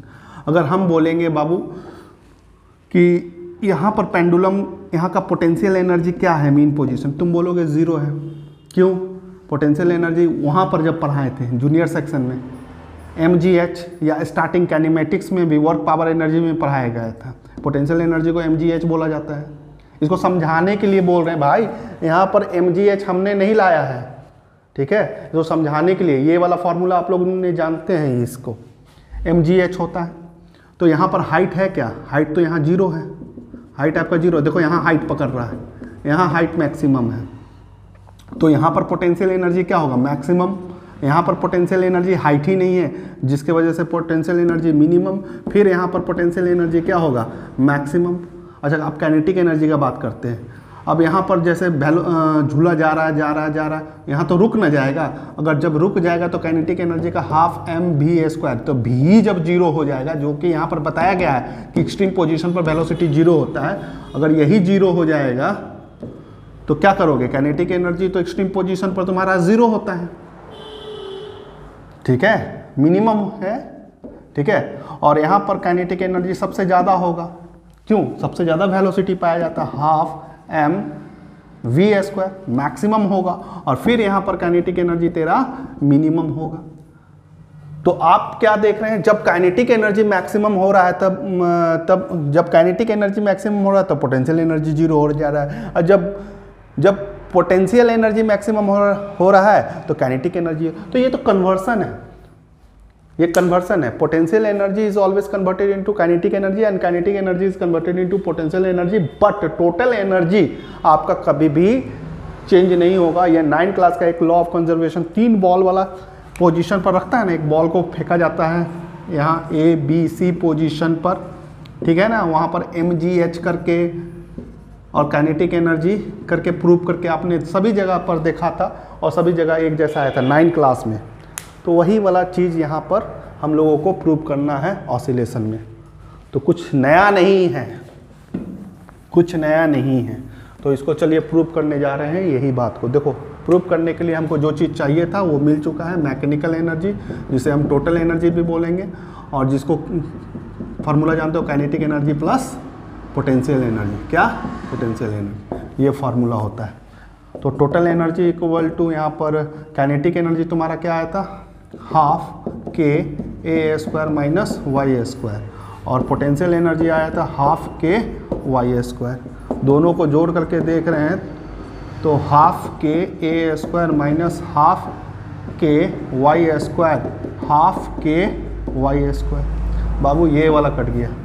देखो K कांस्टेंट प्रोपोर्शनलिटी है, एम्पलीट्यूड भी एक कांस्टेंट प्रोपोर्शनलिटी है, तो हर केस में तुम्हारा टोटल एनर्जी कितना आ रहा है? हाफ KA² आ रहा है, जो कि कांस्टेंट है, जो कि कांस्टेंट है। तो हम बोल सकते हैं यहाँ पर law of conservation of energy यहाँ वैलिड है, हो रहा है, एक्सेप्टेबल है।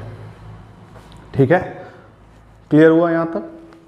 इसको हम लोग ग्राफिकल रिप्रेजेंटेशन करके भी हम लोग समझ सकते हैं। जैसे आप यहाँ पर कीजिएगा, इस तरह से एक लाइन बना दीजिएगा और यहाँ से ऐसा स्टार्ट कीजिएगा। ठीक है ना, यहाँ पर देख रहे हैं ये आपका एनर्जी है, ये आपका टोटल एनर्जी है और ये आपका डिस्प्लेसमेंट है, ये आपका ओरिजिन है। ठीक है, इसमें कौन सा कर्व आपका पोटेंशियल एनर्जी है, कौन सा कर्व आपका काइनेटिक एनर्जी है, ये तो टोटल एनर्जी है, लेकिन आपका कौन सा कर्व पोटेंशियल एनर्जी है और कौन सा कर्व काइनेटिक एनर्जी है, ये कैसे पहचानोगे? तो देखो डिस्प्लेसमेंट यहाँ पर क्या है, यहाँ पर डिस्प्लेसमेंट इस पॉइंट पर आपका डिस्प्लेसमेंट 0 है। तो डिस्प्लेसमेंट 0 है, यहाँ पर डिस्प्लेसमेंट 0 है, तो ये वाला कर्व तो यहाँ 0 शो कर रहा है, लेकिन डिस्प्लेसमेंट जब 0 है तो ये वाला कर्व सबसे ऊपर शो कर रहा है। तो जहाँ डिस्प्लेसमेंट 0 होता है, जस्ट लाइक ये मीन पोजीशन वाला बात कर रहा है, जहाँ डिस्प्लेसमेंट 0 होता है कौन सा एनर्जी मैक्सिमम होता है? देखो काइनेटिक एनर्जी मैक्सिमम होता है। ऐसे भी करके ये फार्मूला में भी बता देगा। काइनेटिक एनर्जी का फार्मूला क्या होता है? काइनेटिक एनर्जी का हाफ के ए स्क्वायर माइनस वाई स्क्वायर। ठीक है, तो बाबू यहाँ का डिस्प्लेसमेंट आपका 0, तो यहाँ पर क्या बैठेगा 0, तो काइनेटिक एनर्जी हाफ के ए स्क्वायर, ये ना 0 हुआ तब पर भी। लेकिन पोटेंशियल एनर्जी का अगर फार्मूला देखिएगा तो हाफ के वाई स्क्वायर, तो ये पूरा 0 आ रहा है। तो बाबू यहाँ पर ये वाला जो कर्व 0 शो कर रहा है ये पोटेंशियल एनर्जी का है, और ये वाला कर्व जो मीन पोजीशन पर मैक्सिमम शो कर रहा है वो काइनेटिक एनर्जी का है। ये वाला कर्व काइनेटिक एनर्जी का है, ये वाला कर्व पोटेंशियल एनर्जी का है। और टोटल एनर्जी ये बदल रहा है, लेकिन टोटल एनर्जी आपका कांस्टेंट जा रहा है। तो ये कर्व भी आप दिमाग में रखेंगे। चलिए हो गया, ये पूरा एनर्जी के बारे में हो गया आपका law of conservation of energy. Point of view से ये वाला डेरिवेशन आपका इम्पॉर्टेंट है, ये दोनों करके जाइएगा। दोनों में एक स्प्रिंग में दिखाएंगे, एक पेंडुलम में दिखाएंगे। जैसे स्प्रिंग के केस में अगर हम लोगों को देखना है एसएचएम, जैसे ये स्प्रिंग है, यहाँ पर एक लगा हुआ है, वेट लगा हुआ है, मास। ठीक है, तो इसको अगर खींच करके छोड़ते हैं तो वो एसएचएम करना स्टार्ट कर देगा इस तरह से, है कि नहीं?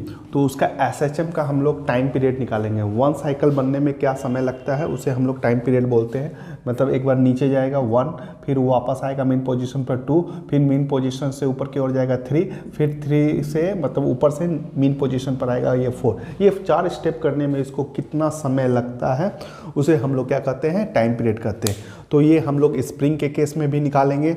और एक बार पेंडुलम का एग्जाम में आपको क्या करके जाना है? पेंडुलम वाला करके जाना है, जिसका नाम होगा simple pendulum, expression for time period for simple pendulum. तो पहले स्प्रिंग से स्टार्ट करते हैं।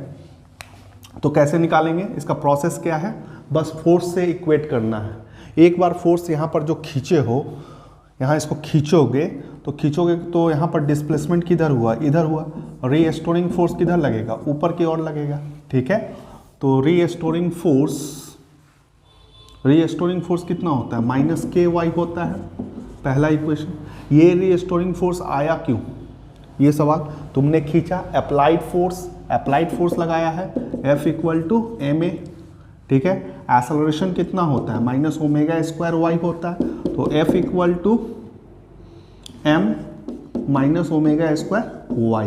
ये इक्वेशन नंबर 2। अगर तुम खींचता ही नहीं तो रीस्टोरिंग फोर्स नहीं आता। तुम्हारे अप्लाइड फोर्स के वजह से रीस्टोरिंग फोर्स जन्म लिया है, इसलिए हम इक्वेटिंग 1 और 2 करने जा रहे हैं। इक्वेटिंग 1 और 2 दोनों फोर्स बराबर है, जितना ये दोगे उतना ही ये मिलने वाला है। तो minus K Y equal to minus M omega square Y. Y कटेगा, माइनस माइनस कटेगा। ठीक है, यहाँ पर k बच गया और यहाँ m बच गया। ओमेगा एंगुलर फ्रीक्वेंसी या एंगुलर वेलोसिटी, ओमेगा का वैल्यू गलती से ना भूले इस चैप्टर में। रटो, हम रटने पर कभी बोलते नहीं है कि रटो, लेकिन इस फार्मूला को तो रट ही लो।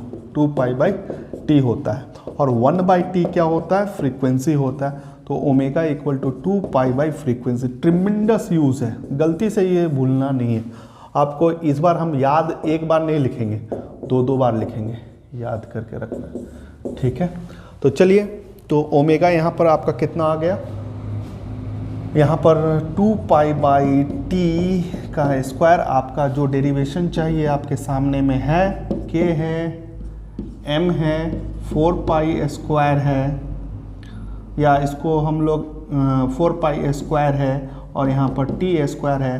क्रॉस मल्टीप्लिकेशन करोगे टी आएगा इधर, और यहाँ पर आ जाएगा तुम्हारा m, ठीक है, बाई के, क्लियर है, और ऊपर में 4 पाई स्क्वायर। यहाँ पर टी स्क्वायर है, स्क्वायर नहीं लिख रहे हैं, उसके जगह पर हम रूट दे रहे हैं। इसको और सॉल्व करो बच्चा लोग, बस आखिरी स्टेप है, इस बॉक्स में सॉल्व करते हैं फाइनल स्टेप को। टी, ठीक है, 4 तो निकलेगा, पाई स्क्वायर भी पाई निकलेगा, और अंदर में m बाई के बचेगा, ठीक है।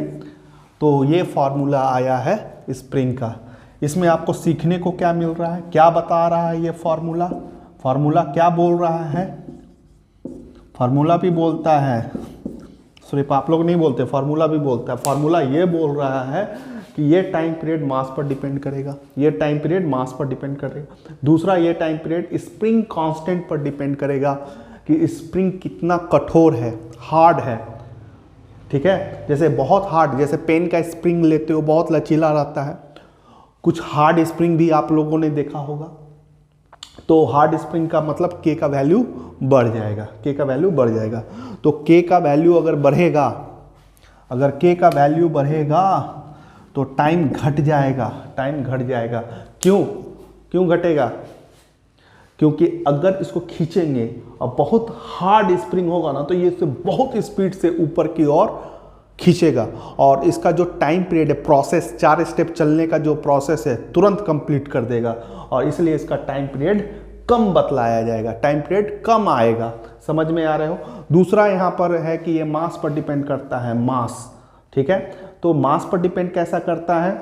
तो यहाँ पर जिस तरह से ब्लॉक लटकाया हुआ है जिसका मास है, अगर मास को बढ़ाओगे, मास को बढ़ाओगे तो टाइम पीरियड भी बढ़ जाएगा, क्योंकि डायरेक्टली प्रोपोर्शनल आ रहा है। और ये एकदम इजी वाला बात है, जैसे इसमें भारी वजन दोगे ना, तो इसको रिटर्न 4 स्टेप, उसको उठाकर ले जाने में 4 स्टेप करने में बहुत समय लगेगा, और समय लगेगा तो टाइम पीरियड ज़्यादा बतलाएगा, ठीक है। तो ये सिंपल सा 2 पॉइंट आपको समझ में आता है कि स्प्रिंग वाले केस में टाइम पीरियड किन 2 बातों पर डिपेंड कर रहा है, मास ऑफ द ब्लॉक, दूसरा स्प्रिंग का कांस्टेंट, स्प्रिंग कांस्टेंट पर डिपेंड किया जा रहा है, ठीक है।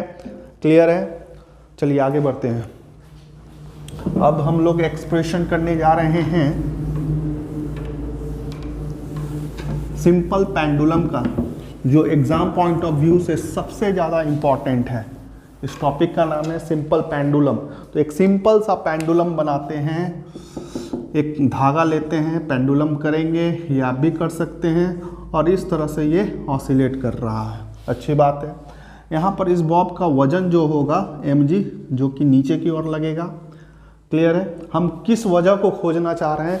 हम उस वजह को खोजना चाह रहे हैं जिसके वजह से रीस्टोरिंग फोर्स आ रहा है। जैसे अभी हमने स्प्रिंग को खींचा, अप्लाइड फोर्स दिया, तब तो आया ना रीस्टोरिंग फोर्स, ठीक है। इसलिए यहाँ पर भी देख रहे हैं ये जो ऑसिलेशन हो रहा है, टू एंड फ्रो मोशन हो रहा है, इसको तो करने वाला रीस्टोरिंग फोर्स है। और रीस्टोरिंग फोर्स किसके वजह से आया? mg के वजह से नहीं, सिर्फ mg के वजह से तो नहीं आ सकता। इसको देखते हैं, यहाँ से 90 डिग्री ड्रॉ करो, देखो ये 90 डिग्री बनना चाहिए। देखो ये लाइन 90 डिग्री है, यहाँ से यहाँ तक। mg अगर ये एंगल थीटा है तो ये भी एंगल आपका थीटा होगा। ये हिसाब किताब कैसे आप लिख रहे हैं सर? ये हम लिख रहे हैं क्रॉसपॉन्डिंग एंगल के बिना पर, ठीक है। अगर ये थीटा है तो ये भी थीटा है, इस वजह से ये हो गया mg cos थीटा, और ये वाला पार्ट हो गया mg sin theta. mg cos theta और mg sin थीटा 2 भागों में ये बट चुका है। क्लियर है यहाँ तक? अब तुम खुद ही सोचो, जैसे ये डिस्प्लेसमेंट इधर किया, इसको लाने वाला, वापस लाने वाला फोर्स कौन है? तुम तो एक तरह से बोल दोगे सर रीस्टोरिंग फोर्स, कोई भी स्प्रिंग को खींचते हैं उसको वापस ओरिजिनल पोजीशन पर कौन पहुंचाता है? Restoring force. लेकिन यहाँ पर तो रीस्टोरिंग वाला काम ये वाला फोर्स कर रहा है, क्योंकि ये बॉडी यहाँ चला गया है, इसको वापस कौन फोर्स लाएगा? mg sin थीटा लाएगा, ना कि mg cos थीटा लाएगा। तो इस बार रीस्टोरिंग फोर्स किस रूप में हमको मिल रहा है? mg sin थीटा के रूप में देखने को मिल रहा है। यहाँ तक समझ में आया? आगे बढ़ते हैं। तो रीस्टोरिंग फोर्स यहाँ पर हम लिखते हैं जैसे के वाई जो होता है, यहाँ पर हम लोग लिख सकते हैं माइनस एम, इस बार लिखेंगे minus mg sin theta. Minus हमेशा इसलिए लगाते हैं क्योंकि ये अपोजिट डायरेक्शन में ही लगता है। दूसरा फिर F equal to M A को लेकर के चलेंगे, ठीक है, दोनों, ये इक्वेशन 1 हो गया। और तुम्हारा A इक्वल टू कितना होगा? माइनस ओमेगा स्क्वायर वाई होगा, ठीक है, इसको पुट किया जा सकता है। F equal to minus M omega square Y. Clear है यहाँ तक? ये इक्वेशन नंबर 2 हुआ। दोनों को इक्वेट करेंगे, इक्वेटिंग 1 एंड 2, एक और 2 को इक्वेट करने से माइनस mg sin थीटा, और इधर तुम्हारा कितना आ गया? Minus m omega square Y, minus m कटा माइनस कटा, ठीक है। क्या बच गया यहाँ पर? यहाँ पर आपका बच गया है g sin थीटा, और इधर आपका बच गया है ओमेगा को 2 पाई बाई टी का स्क्वायर, ठीक है, और यहाँ y डिस्प्लेसमेंट। अच्छी बात है। y इस बार कटा नहीं क्या?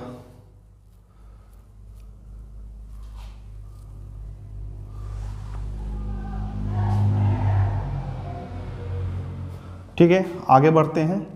अब देखो यहाँ साइन थीटा, एक वर्ड लिखना, नहीं तो यहाँ टीचर काट सकता है। यहाँ पर लिखना है एंगल बी स्मॉल।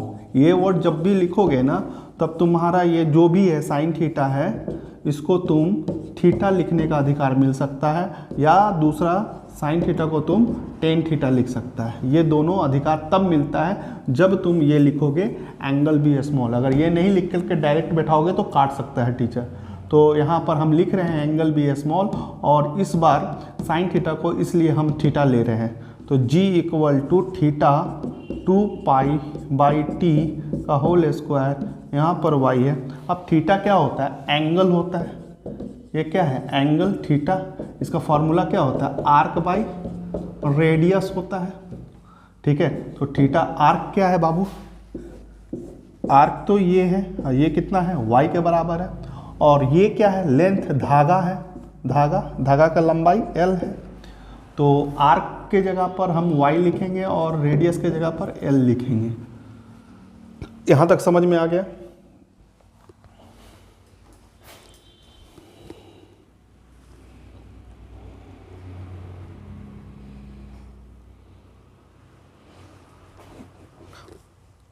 आगे बढ़ते हैं।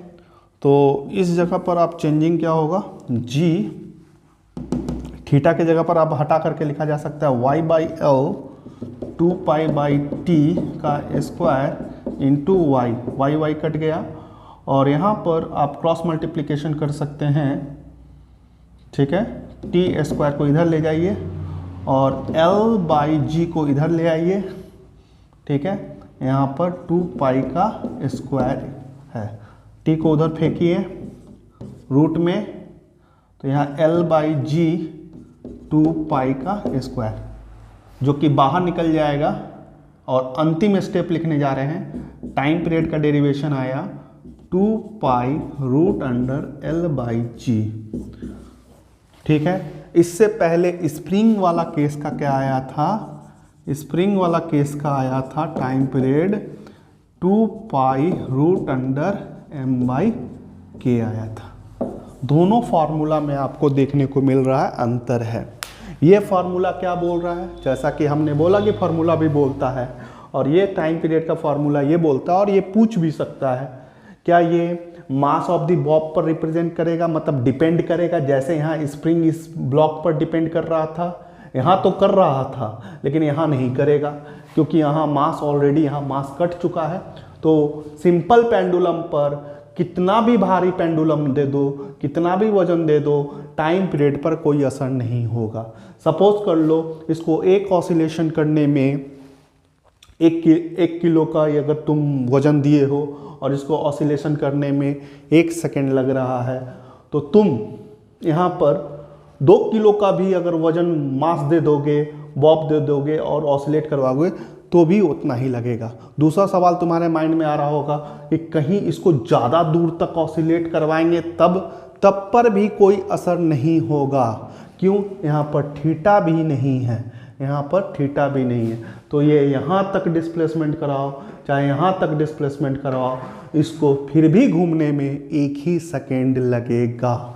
चाहे वजन कितना हो, चाहे एंगल कितना हो, ये दोनों बातों पर डिपेंड नहीं कर रहा है। और स्प्रिंग तो लगा हुआ नहीं कि हम के से तुलना करें स्प्रिंग कांस्टेंट से। तो दोनों का फार्मूला में अंतर है, time expression for time period. ठीक है, तो ये डिपेंड किस पर करता है? 2 पाई पर बात करेंगे नहीं क्योंकि ये कांस्टेंट वैल्यू है। जी पर भी बात नहीं करेंगे। जी पर ऐसा बहुत सारा कंडीशन है जो जहाँ चेंज हो जाता है। अगर चेंज हो जाता है, जी घटेगा तो टाइम पीरियड बढ़ जाएगा। ठीक है, और जी अगर घटेगा, जी को बढ़ाओगे तो टाइम पीरियड घट जाएगा। ऐसा करके है। ठीक है, इनवर्सली पर। मेन बात लेंथ पर, अगर ये धागा का लंबाई, अगर यहाँ का धागा का लंबाई, ये जो पेंडुलम सिंपल पेंडुलम बनाए हो और ये जो धागा का लंबाई को अगर तुम बढ़ा दोगे ना तो टाइम पीरियड बढ़ जाएगा। और इस टॉपिक से, इस बोलने से एक तुम्हारा एक क्वेश्चन आ सकता है एग्जाम पर, जिसका नाम है सेकेंड पेंडुलम। सेकेंड पेंडुलम क्या होता है कि जैसे इस पेंडुलम को, इस बॉब को घूमने में 1 सेकेंड लग रहा है। ठीक है, चाहे तुम कोई भी वजन में बढ़ा दे रहे हो, कितना भी दूर से ऑसिलेट करवा रहे हो, तो वही 1 ही सेकेंड लग रहा है। ठीक है, तो सेकेंड पेंडुलम में ये बोलना चाहते हैं तुम ऐसा क्या करोगे कि 2 सेकेंड में ऑसिलेशन कंप्लीट हो, मतलब 4 स्टेप जो चल रहा है ना 2 सेकेंड लगे, तो एक ही चीज़ कर सकते हो। ऐसे करने को तो 2 चीज़ कर सकते हो, जी पर भी चेंज। तो जी का बात नहीं कर रहे हैं। सेकेंड पेंडुलम का कहने का मतलब है कि जो ऑसिलेशन हो रहा है उसको 2 सेकेंड में कंप्लीट होना है। और वो तुम कैसे बना सकते हो? वो तुम लेंथ में चेंज करके बना सकते हो, लेंथ को बढ़ा करके बना सकते हो, क्योंकि डायरेक्टली प्रोपोर्शनल है ना। तो लेंथ को कितना बढ़ाओगे कि अब टाइम पीरियड इसका ऑसिलेशन का 2 सेकेंड हो जाए, उस चीज़ को हम लोग बोलते हैं सेकेंड पेंडुलम। और उसको बहुत ईजिली हम लोग कैलकुलेट कर सकते हैं।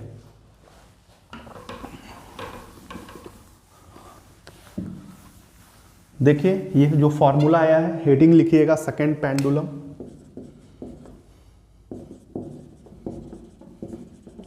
सेकेंड पेंडुलम, जहाँ टाइम हमको क्या चाहिए? 2 सेकेंड का चाहिए, मतलब ये कंप्लीट करने के लिए। तो टाइम का फॉर्मूला क्या होता है? 2 पाई रूट अंडर L/G।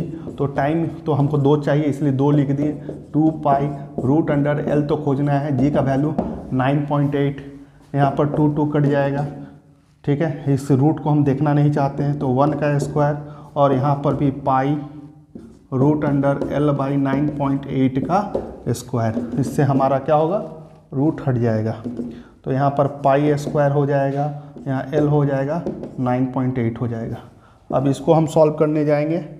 9.8 हो जाएगा और पाई का स्क्वायर हो जाएगा। और पाई का स्क्वायर डायरेक्ट वैल्यू लिखते हैं ना, 3.14 का स्क्वायर कर देंगे। इसको जब सॉल्व करके देखेंगे तो हमारा कितना वैल्यू आएगा? और ये वैल्यू आएगा 0.993 मीटर में आएगा। ठीक है, तो इतना लंबा धागा लीजिए और उस वहाँ देखिए ऑसिलेशन आपका, कोई भी वजन का बॉब वूब लगाइए, कितना भी दूर से ऑसिलेट, एंगल को रखिए।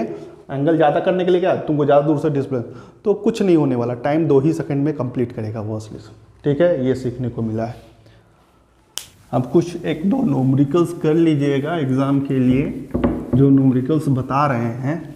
अब सेम टू सेम न्यूमेरिकल्स तो नहीं आएगा, डाटा चेंज रहेगा, थोड़ा इस पर प्रैक्टिस कर लीजिएगा। जैसे आपको अभी तक का पढ़ाई से आपने जाना कि SHM का अपना एक इक्वेशन होता है। ठीक है, और वो इक्वेशन होता है y, सबसे ज़्यादा जो टाइम लेते हैं y = sin ωt ± फाई का। ठीक है, ऐसा इक्वेशन आपको दे देगा। और डिस्टेंस, डिस्प्लेसमेंट, वेलोसिटी, फेज, बहुत सारा सवाल आपको पूछ सकता है SHM का। ये इक्वेशन किसका है? अभी पढ़ाई किसका हो रहा है? SHM। ऑसिलेशन को हम लोग शॉर्ट में क्या मतलब, इसको क्या बोलते हैं? सिंपल हार्मोनिक मोशन भी बोलते हैं। तो ठीक इसी तरह का एक क्वेश्चन दिया हुआ है जो इक्वेशन हम आपको दे रहे हैं।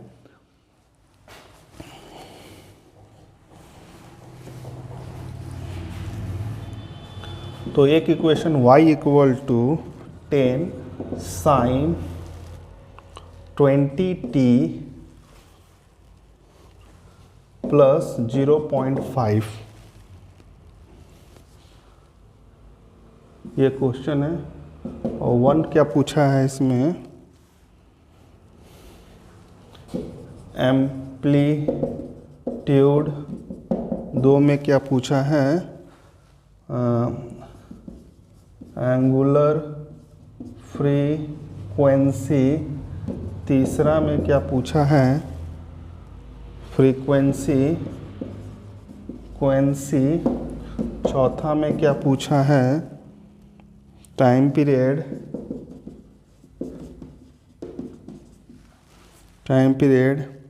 और 5वां में पूछा है इनिशियल फेज।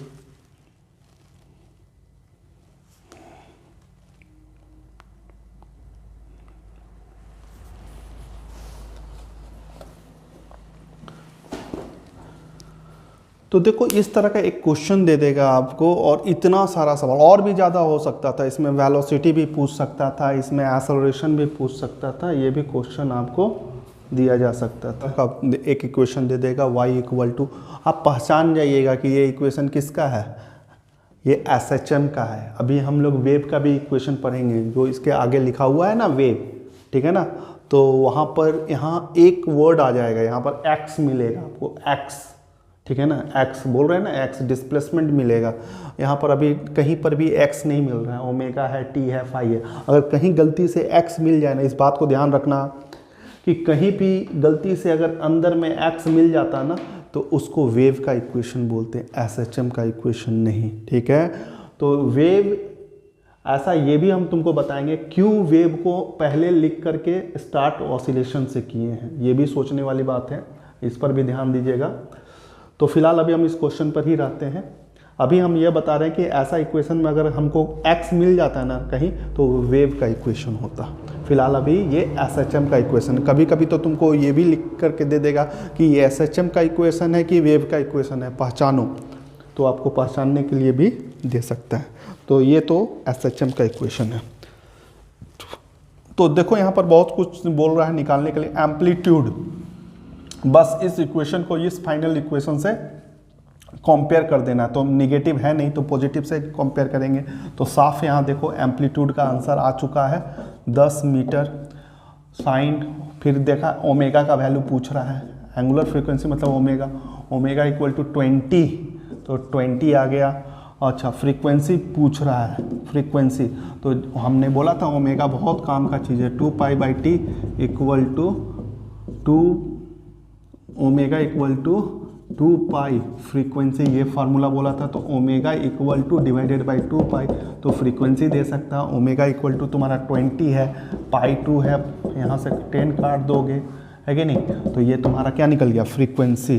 फिर क्या बोला, टाइम पीरियड। तुमको फिर एक नॉर्मल सा फार्मूला बताए हैं, फ्रीक्वेंसी इक्वल टू 1/t के बराबर होता है। तो t इक्वल टू 1 फ्रीक्वेंसी, जो भी फ्रीक्वेंसी आया उसको उल्टा करके लिख दो, तो उल्टा होएगा। यहाँ पर तो 2 कट गया है ना, तो यहाँ पर हो जाएगा पाई ओनली और नीचे में 10। ये हो गया टाइम पीरियड। और इनिशियल फेज, इसे हम इनिशियल फेज बोलते हैं। तो फाई का वैल्यू कितना आया है, 0.5 इनिशियल फेज। हो गया आंसर, बस यही करना है आपको, ठीक है। x equal to 5 cos 2π t plus π/4, ठीक है। क्या क्या निकालना है, एक डिस्प्लेसमेंट, दूसरा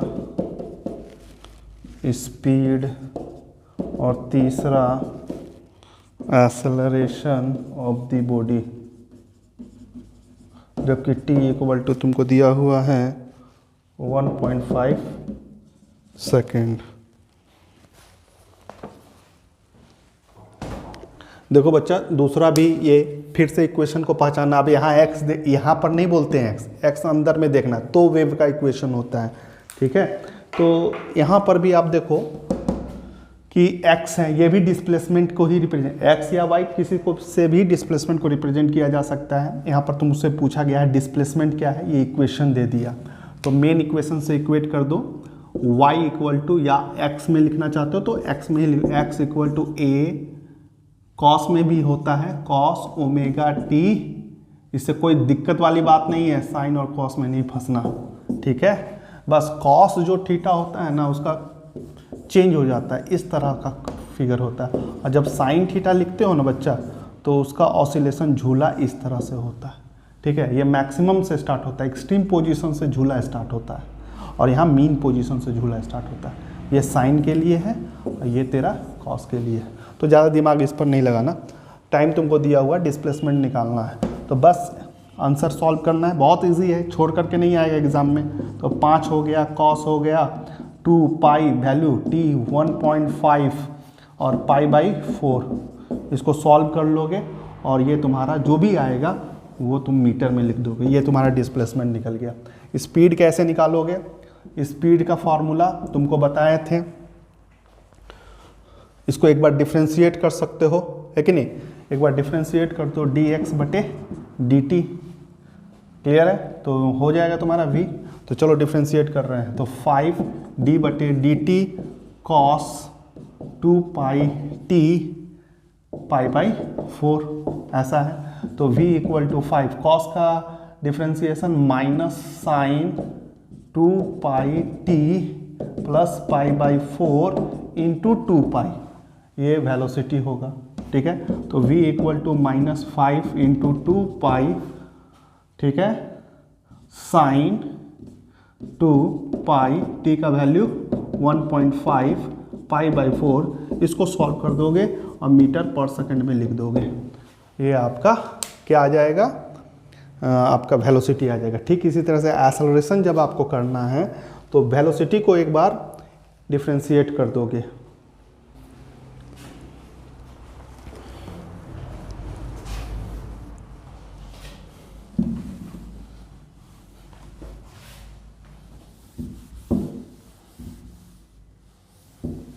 तो देखो यहाँ पर एक बार और डिफ्रेंशिएट कर देंगे, v dv/dt, जिसे एक्सेलरेशन कहेंगे, तो इसका डिफ्रेंशिएशन होगा -5 तो ऑलरेडी है, साइन कॉस का डिफ्रेंशिएशन क्या हो जाएगा, कॉस ओमेगा, ओमेगा के जगह पर 2 पाई t प्लस π/4 इंटू 2 पाई, और एक बार और 2 पाई आ जाएगा इंटू 2 पाई, 2 बार, ठीक है। इसको सॉल्व कर दीजिएगा बच्चा, t का वैल्यू आपको दिया हुआ है 1.5।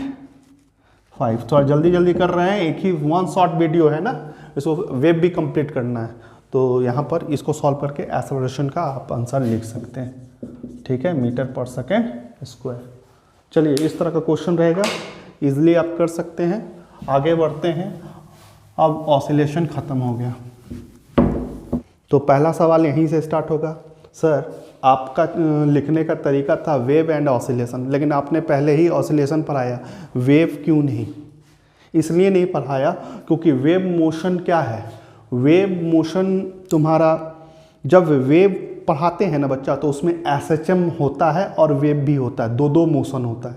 सिंपल समझो, जब वेव होता है, जब वेव पढ़ाते हैं तो उसमें एसएचएम भी होता है और वेव मोशन, मतलब दो मोशन इनबिल्ट होता है, एक वेव मोशन और एक पार्टिकल्स का एसएचएम, पार्टिकल का ऑसिलेशन होता है, उसे हम लोग क्या कहते हैं, यहाँ पर ऑसिलेशन भी है, वेव मोशन, दो मोशन मिक्स रहेगा। जैसे इसको समझाने के लिए हम बता रहे हैं कि जैसे एक तालाब ले लो, या शांत तालाब है, पानी है, नदी तो बहता रहेगा, शांत तो रहेगा नहीं, तालाब का ही बात करते हैं, ठीक है। तो एक तालाब में शांत पानी है, तो जब जैसे ही शांत पानी है तो ऊपर का लेयर एकदम शांत होता है, वहाँ का पार्टिकल्स कैसा होता है, एकदम शांत होता है, सब रेस्ट में रहता है, ठीक है, ये पार्टिकल्स है। तो वेव बोलते किसको है, तो वेव बोलते हैं डिस्टर्बेंस को। जैसे अभी यहाँ शांति है, तो अगर हम इस तरह से क्लैप करते हैं तो यहाँ डिस्टर्बेंस पैदा करते हैं, तो यहाँ से वेव क्रिएट हो जाएगा, ठीक है। एक चदरा का अगर मान लो गेट है या लोहा का गेट है, उसमें एक पत्थर से मारते हो, डिस्टर्ब करते हो, तो वहाँ वेव आ जाएगा। तो डिस्टर्बेंस को ही वेव करते हो। जैसे यहाँ शांत पानी है, अब इसको डिस्टर्ब कर दो, एक पत्थर लो और फेंक दो इसमें, जैसे ही फेंकोगे तो यहाँ पर वेव क्रिएट होना स्टार्ट हो जाएगा। मान लो यहाँ पर पत्थर को तुमने फेंका, जिससे एक वेव चलना स्टार्ट हो गया, ठीक है। वेव चलना स्टार्ट हो गया इस तरह से, वो तुम देखते हो रिंग बनना स्टार्ट हो जाता है। तो यहाँ पर क्या होगा, जैसे ही ये वेव इस पार्टिकल्स पर मूव करेगा, प्रोग्रेस करेगा, चलेगा ना, तो यहाँ का पार्टिकल इस वेव के चलते SHM करने लगेगा। सभी पार्टिकल SHM करने लगेगा, सभी पार्टिकल। तो ये सभी पार्टिकल्स जो SHM कर रहे हैं, इसके लिए हमको स्टार्टिंग में ही पढ़ाना पड़ा ऑसिलेशन, क्योंकि SHM का इक्वेशन क्या होता है तुमको मालूम है, इसके बारे में ही पढ़ रहे थे अभी तक। वेव अपना एक वेलोसिटी होता है, ठीक है। तो यहाँ पर दो वेलोसिटी देखने को मिल रहा है। एक तो वेव का वेलोसिटी मिल रहा है, इधर वेव अपना जा रहा है, वेव वेलोसिटी मिल रहा है। दूसरा SHM जो पार्टिकल्स कर रहा है, यहाँ पर जो झुलुआ की तरह झूल रहा है, ठीक है ना, इस तरह से, तो उसे हम लोग क्या बोलते हैं, SHM बोलते हैं। और उस पार्टिकल का वैल्यू, मतलब उस वहाँ जो पार्टिकल का मोशन है उसे पार्टिकल वेलोसिटी बोलते हैं, पार्टिकल वेलोसिटी बोलते हैं। तो यहाँ दो वेलोसिटी है कि नहीं, एक वेव वेलोसिटी है, एक पार्टिकल वेलोसिटी है। वेव तो आगे की ओर जा रहा है, पार्टिकल्स को SHM करवाता हुआ जा रहा है। और सबसे इंटरेस्टिंग बात यह है, ये पार्टिकल SHM करेगा। यहाँ का पार्टिकल, जैसे पार्टिकल नंबर 1 है, ये पार्टिकल नंबर 1 है, ये पार्टिकल नंबर 2 है, ये पार्टिकल नंबर 3 है, ये 4 है, ये SHM करेगा, ठीक है। ये वेव के साथ आगे नहीं बढ़ जाएगा। मान लो ये पार्टिकल चल करके वेव के साथ आगे नहीं बढ़ेगा, ये बात याद रखना। वेव के डिफिनीशन में यही पढ़ने को मिलता है कि ये पार्टिकल SHM करेगा और आगे से वेव क्रिएट होते रहेगा, उसके अनुसार से ये SHM करता रहेगा और यहीं पर रहेगा। ये पार्टिकल, या इस पार्टिकल को मैटर भी बोल सकते हैं, ये मैटर को, पार्टिकल को ट्रांसमिट नहीं करेगा एक जगह से दूसरे जगह। तो वेव किस तरह का मोशन है, वेव एक ऐसा मोशन है, वेव एक ऐसा व्हीकल है, मोशन है, मतलब एक गाड़ी की तरह अगर हम मानते हैं, तो उसमें मैटर नहीं बैठ के जा सकता है। मतलब हम और आप नहीं बैठ करके जा सकते हैं, हम और आप बैठेंगे ही नहीं यहाँ पर। क्यों नहीं बैठेंगे सर? क्योंकि वेव सिर्फ किसको ले जाता है, एक जगह से दूसरा। अगर ये मोशन है सर एक जगह से दूसरी जगह तक गया ना, यहाँ से यहाँ तक लेकर गया, तो किसको लेकर के गया, ये यहाँ से यहाँ तक सिर्फ एनर्जी और मोमेंटम को एक जगह से दूसरे जगह तक पहुंचाने का काम करता है, ना कि मैटर को। मैटर को सिर्फ झुलुआ झुलाने का काम करता है। यहाँ पर झुलुआ झूलते रहो और यहीं रहो, जाएगा नहीं आगे। तो वेव किस तरह का मोशन है? वेव एक ऐसा मोशन है जिसमें एक पॉइंट से दूसरे पॉइंट तक, एक प्लेस से दूसरे प्लेस तक सिर्फ एनर्जी और मोमेंटम को ट्रांसमिट करते हैं। और पार्टिकल को, अगर आने वाला मीडियम में जो पार्टिकल है वो क्या करेगा, वो SHM करेगा। ठीक है, क्लियर है? सुनने में थोड़ा अजीब लग रहा है, इसको आप प्रैक्टिकली कर लीजिएगा। आप जो प्रैक्टिकल भी बताएंगे ना आपको तो थोड़ा अजीब लगेगा। आप लोग बच्चा में ऐसा किए ही होंगे, आप लोग नहीं किए लेकिन हम लोग किए। तो जब ये कहानी हम लोग को भी सुनाते हैं ना, तो हम लोग बोलते हैं नहीं सर ऐसा नहीं होता, बॉल तो आ ही जाता है। हम क्या बोलने वाले हैं, एक प्लास्टिक का बॉल तालाब में फेंक देना, बीच में चला गया और उसमें बच्चा लोग क्या करता है, पूरा पत्थर मारता है कि वहाँ पर तरंग उठेगा, वेव उठेगा, उसके सहारे से वो बॉल, प्लास्टिक का बॉल किनारे आ जाएगा। नहीं आता है, लेकिन हम भी बच्चा में थे तो हमको भी लगता है कि आ ही जाता है, लेकिन नहीं आता है। आप भी फेंक करके देखिएगा, पूरा 1-1.5 घंटा आपको खेलने का मौका मिलेगा, पत्थर मारते रहिएगा, वो नहीं आएगा। वो सिर्फ देखना SHM करेगा, ऐसे ऐसे करेगा। तो वही चीज़ है, क्योंकि कोई भी मैटर को, वेव एक जगह से दूसरा, मैटर क्या होता है, मैटर का मतलब कोई भी चीज़ ऑक्यूपाई स्पेस करता है उसे मैटर बोलते हैं। तो ये पार्टिकल्स बोल रहे हैं, या हम एक वर्ड में सबको बोलना चाहते हैं तो मैटर को एक जगह से दूसरी जगह तक नहीं ले जाता है वेव। वेव के गाड़ी में, वेव के कार में या टेम्पू में सिर्फ एनर्जी और मोमेंटम बैठेगा। जहाँ मैटर को देखेगा वो अगर बैठेगा भी तो बोलेगा तुम झुलुआ झूलो, SHM करो, हम आगे के चलते हैं, नहीं ले जाएगा। ठीक है, आगे बढ़ते हैं। तो वेव कितने प्रकार के होते हैं? वेव तो बहुत इम्पॉर्टेंट टॉपिक है, क्लास 12th के लिए भी बहुत इम्पॉर्टेंट टॉपिक है। ठीक है, तो वेव 3 प्रकार के होते हैं, मेनली आपको पढ़ना है। मैकेनिकल वेव, और एक पढ़ना है तुमको, ये क्लास 12th में पढ़ना है, इलेक्ट्रोमैग्नेटिक वेव, और तीसरा जो होता है केमिस्ट्री वाला, मैटर वेव। ये डी ब्रॉगली साहब का है, ये इलेक्ट्रोमैग्नेटिक। ये इलेक्ट्रोमैग्नेटिक सबसे ताकतवर वेव होता है, सबसे ताकतवर वेव। ये वेव को है ना, मैकेनिकल वेव को मीडियम का ज़रूरत पड़ता है, बिना मीडियम के ये वेव काम ही नहीं करता। जैसे साउंड वेव हुआ, ठीक है, तुम्हारा पानी हुआ, तो पानी रहेगा तब ना तरंग बनेगा, पानी ये नहीं रहेगा तो तरंग कहाँ से बनाओगे? तो इसको मीडियम चाहिए। जैसे हम, मेरा आवाज़ तुमको तक पहुँच रहा है, तो इसके लिए यहाँ पर रीज़न कौन है? यहाँ पर एयर्स है, तो एयर में भी डस्ट पार्टिकल्स होता है, इस तरह के पार्टिकल्स होता है, तो वहाँ पर बोल रहे हैं, ठीक है ना, तो वहाँ पर साउंड वेव क्रिएट हो रहा है। लेकिन उसको अगर यहाँ से साउंड को टाल लिया जाए, मतलब वैक्यूम क्रिएट कर दिया जाए, मीडियम को हटा दिया जाए, तो हम कितना भी चिल्लाएंगे ना तो सुनाई नहीं देता। ये सब चीज़ स्पेस में होता है, स्पेस में आवाज़ बगल में भी रहोगे तो आवाज़ सुनाई नहीं देगा। तो ये वेव का सबसे बड़ा रिक्वायरमेंट क्या है भाई? मीडियम तो होना ही चाहिए, माध्यम होना चाहिए, तभी ये वेव आएगा, तभी ये वेव आएगा। और इस वेव को सबसे ताकतवर इसलिए बोले हैं कि ये वेव बिना मीडियम का भी काम करता है, विदाउट मीडियम।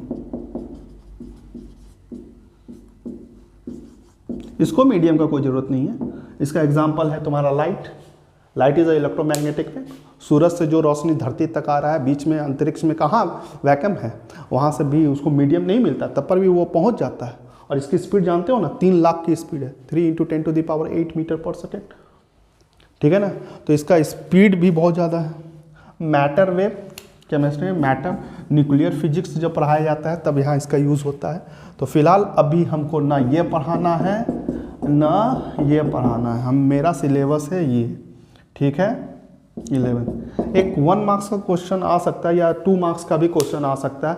अगर मैकेनिकल वेव इतना ज़रूरी है कि किस पर डिपेंड होता है? मीडियम पर डिपेंड होता है। तो तुम्हारा मीडियम का क्वालिटी क्या होना चाहिए, उसका कैरेक्टर क्या होना चाहिए, मतलब उस मीडियम में क्या ऐसा पाया जाएगा जिससे वेव बहुत अच्छा से ट्रैवल कर सके, बहुत अच्छा से मोशन कर सके। क्योंकि वेव मोशन पढ़ रहे हो ना, तो बहुत अच्छा से मोशन कर सके। ये तो बात आपका किस पर डिपेंड करेगा? मीडियम पर। तो मीडियम कैसा होना चाहिए अगर ये पूछ दिया जाए ना, मैकेनिकल वेव के लिए बोल रहे हैं, मीडियम में कुछ क्वालिटी होना चाहिए। 1 2 3 क्वालिटी आपको याद रखना है। पहला क्वालिटी, जो भी मीडियम है उसमें आपका इलास्टिसिटी ज़्यादा होना चाहिए, इलास्टिसिटी होना चाहिए, ठीक है। दूसरा तुम्हारा क्या प्रॉपर्टी होना चाहिए? उस मीडियम का हाई इलास्टिसिटी रहेगा तो वेव बहुत अच्छा मूव करेगा, अच्छा मोशन करेगा। दूसरा इनर्शिया प्रॉपर्टी ज़्यादा होना चाहिए, ठीक है। और तीसरा तुम्हारा क्या होना चाहिए, कौन सा प्रॉपर्टी होना चाहिए? पार्टिकल्स के बीच में मिनिमम फ्रिक्शन होना चाहिए, मिनिमम फ्रिक्शन बिटवीन पार्टिकल्स, ठीक है। तो मीडियम पर, जब ये पूरा मीडियम पर ही डिपेंड करता है, तो इसका मीडियम पर क्या क्वालिटी होना चाहिए? मीडियम का क्वालिटी में जितना अच्छा इलास्टिसिटी होगा, जितना इलास्टिक होगा, उतना दूर तक वेव अच्छा मोशन करेगा। दूसरा इनर्शिया प्रॉपर्टी, जो अपोज करने वाली प्रॉपर्टी होती है, तो वो चीज़ ज़्यादा होगा तो और अच्छा वेव मूव कर पाएगा।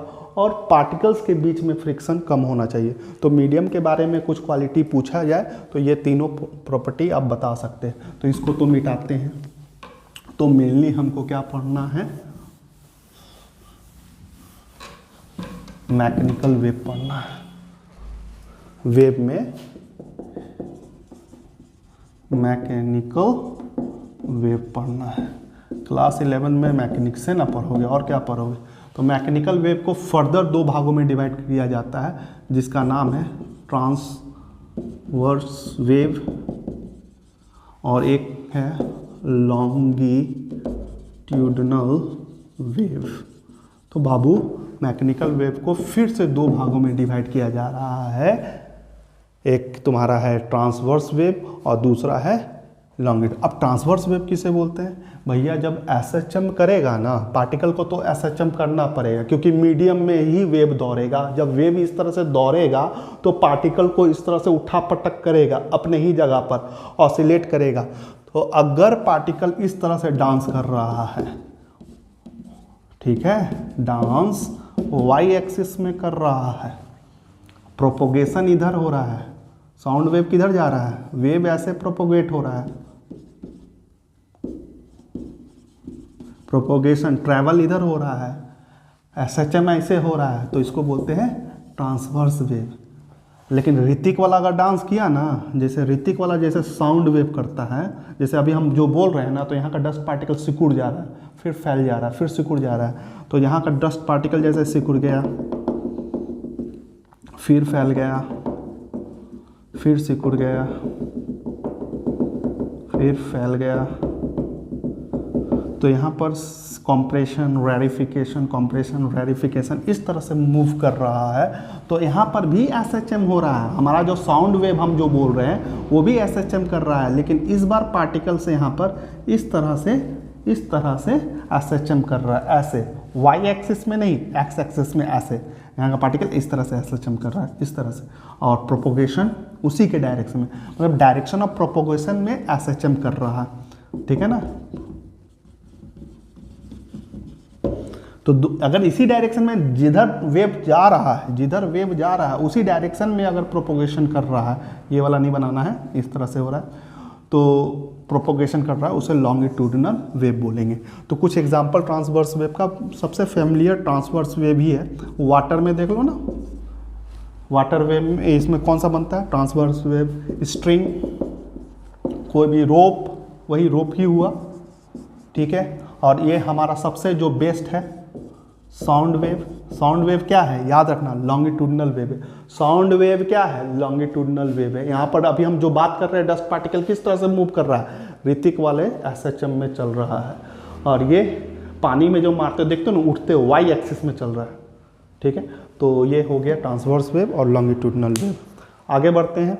ट्रांसवर्स वेव और लॉन्गिट्यूडिनल वेव को फर्दर और डिवाइड किया जाता है, किसमें, इन दोनों वेव को फर्दर डिवाइड किया जाता है, और उसका नाम है, वही एग्जाम में आएगा, उसका नाम है,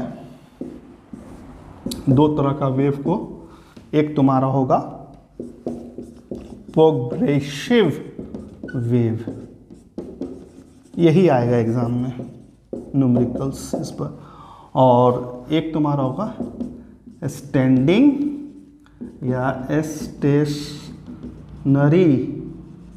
वेव, ठीक है। तो दो तरह का होता है, एक प्रोग्रेसिव वेव होगा, एक स्टैंडिंग वेव होगा। फर्दर लॉन्गिट्यूडिनल वेव और ट्रांसवर्स वेव को फर्दर दो भागों में डिवाइड किया जाता है, एक प्रोग्रेसिव वेव है, एक स्टैंडिंग वेव है। प्रोग्रेसिव वेव को ट्रैवलिंग वेव भी बोलते हैं। क्या बोलते हैं, ट्रैवलिंग वेव भी बोला जाता है। देखो प्रोग्रेसिव वेव किस तरह का, जैसे कोई भी समुद्र में लहर आ रहा है, कहाँ से आ रहा है पता नहीं, कहाँ को जा रहा है पता नहीं, तो जो चलता जाता है, ट्रैवल करता जाता है, ऐसा वेव को हम लोग बोलते हैं प्रोग्रेसिव वेव। लेकिन कोई जैसे गिटार में, जैसे गिटार इस तरह से बजाते हो ना, शाहरुख खान बजाता है जो, तो उस तरह का जो शाहरुख खान बजाता है, तो उसका जो तार रहता है ना, इतना ही दूर में फिक्स रहता है। तो शाहरुख खान इस तरह से हाथ मारता है तो इधर से वेव गया, बस यहाँ से टकरा के आया, सिमरन इतने दूर में सुन सकता है, ठीक है ना। तो ये हो गया स्टैंडिंग वेव, बंध गया है, दो पॉइंट के बीच में जो बंध जाता है उसे हम लोग क्या बोलते हैं, स्टैंडिंग वेव बोलते हैं। और ये जो ट्रैवल करने चला गया उसको हम लोग ट्रैवलिंग वेव बोलते हैं। तो फर्दर ट्रांसवर्स वेव और लॉन्गिट्यूडिनल वेव का दो टाइप्स है, एक है तुम्हारा स्टैंडिंग वेव और एक है तुम्हारा ट्रांसवर्स वेव। इसमें आपको कुछ नहीं, इक्वेशन याद रखना होगा, इसी को हम बोल रहे थे वेव इक्वेशन, ठीक है।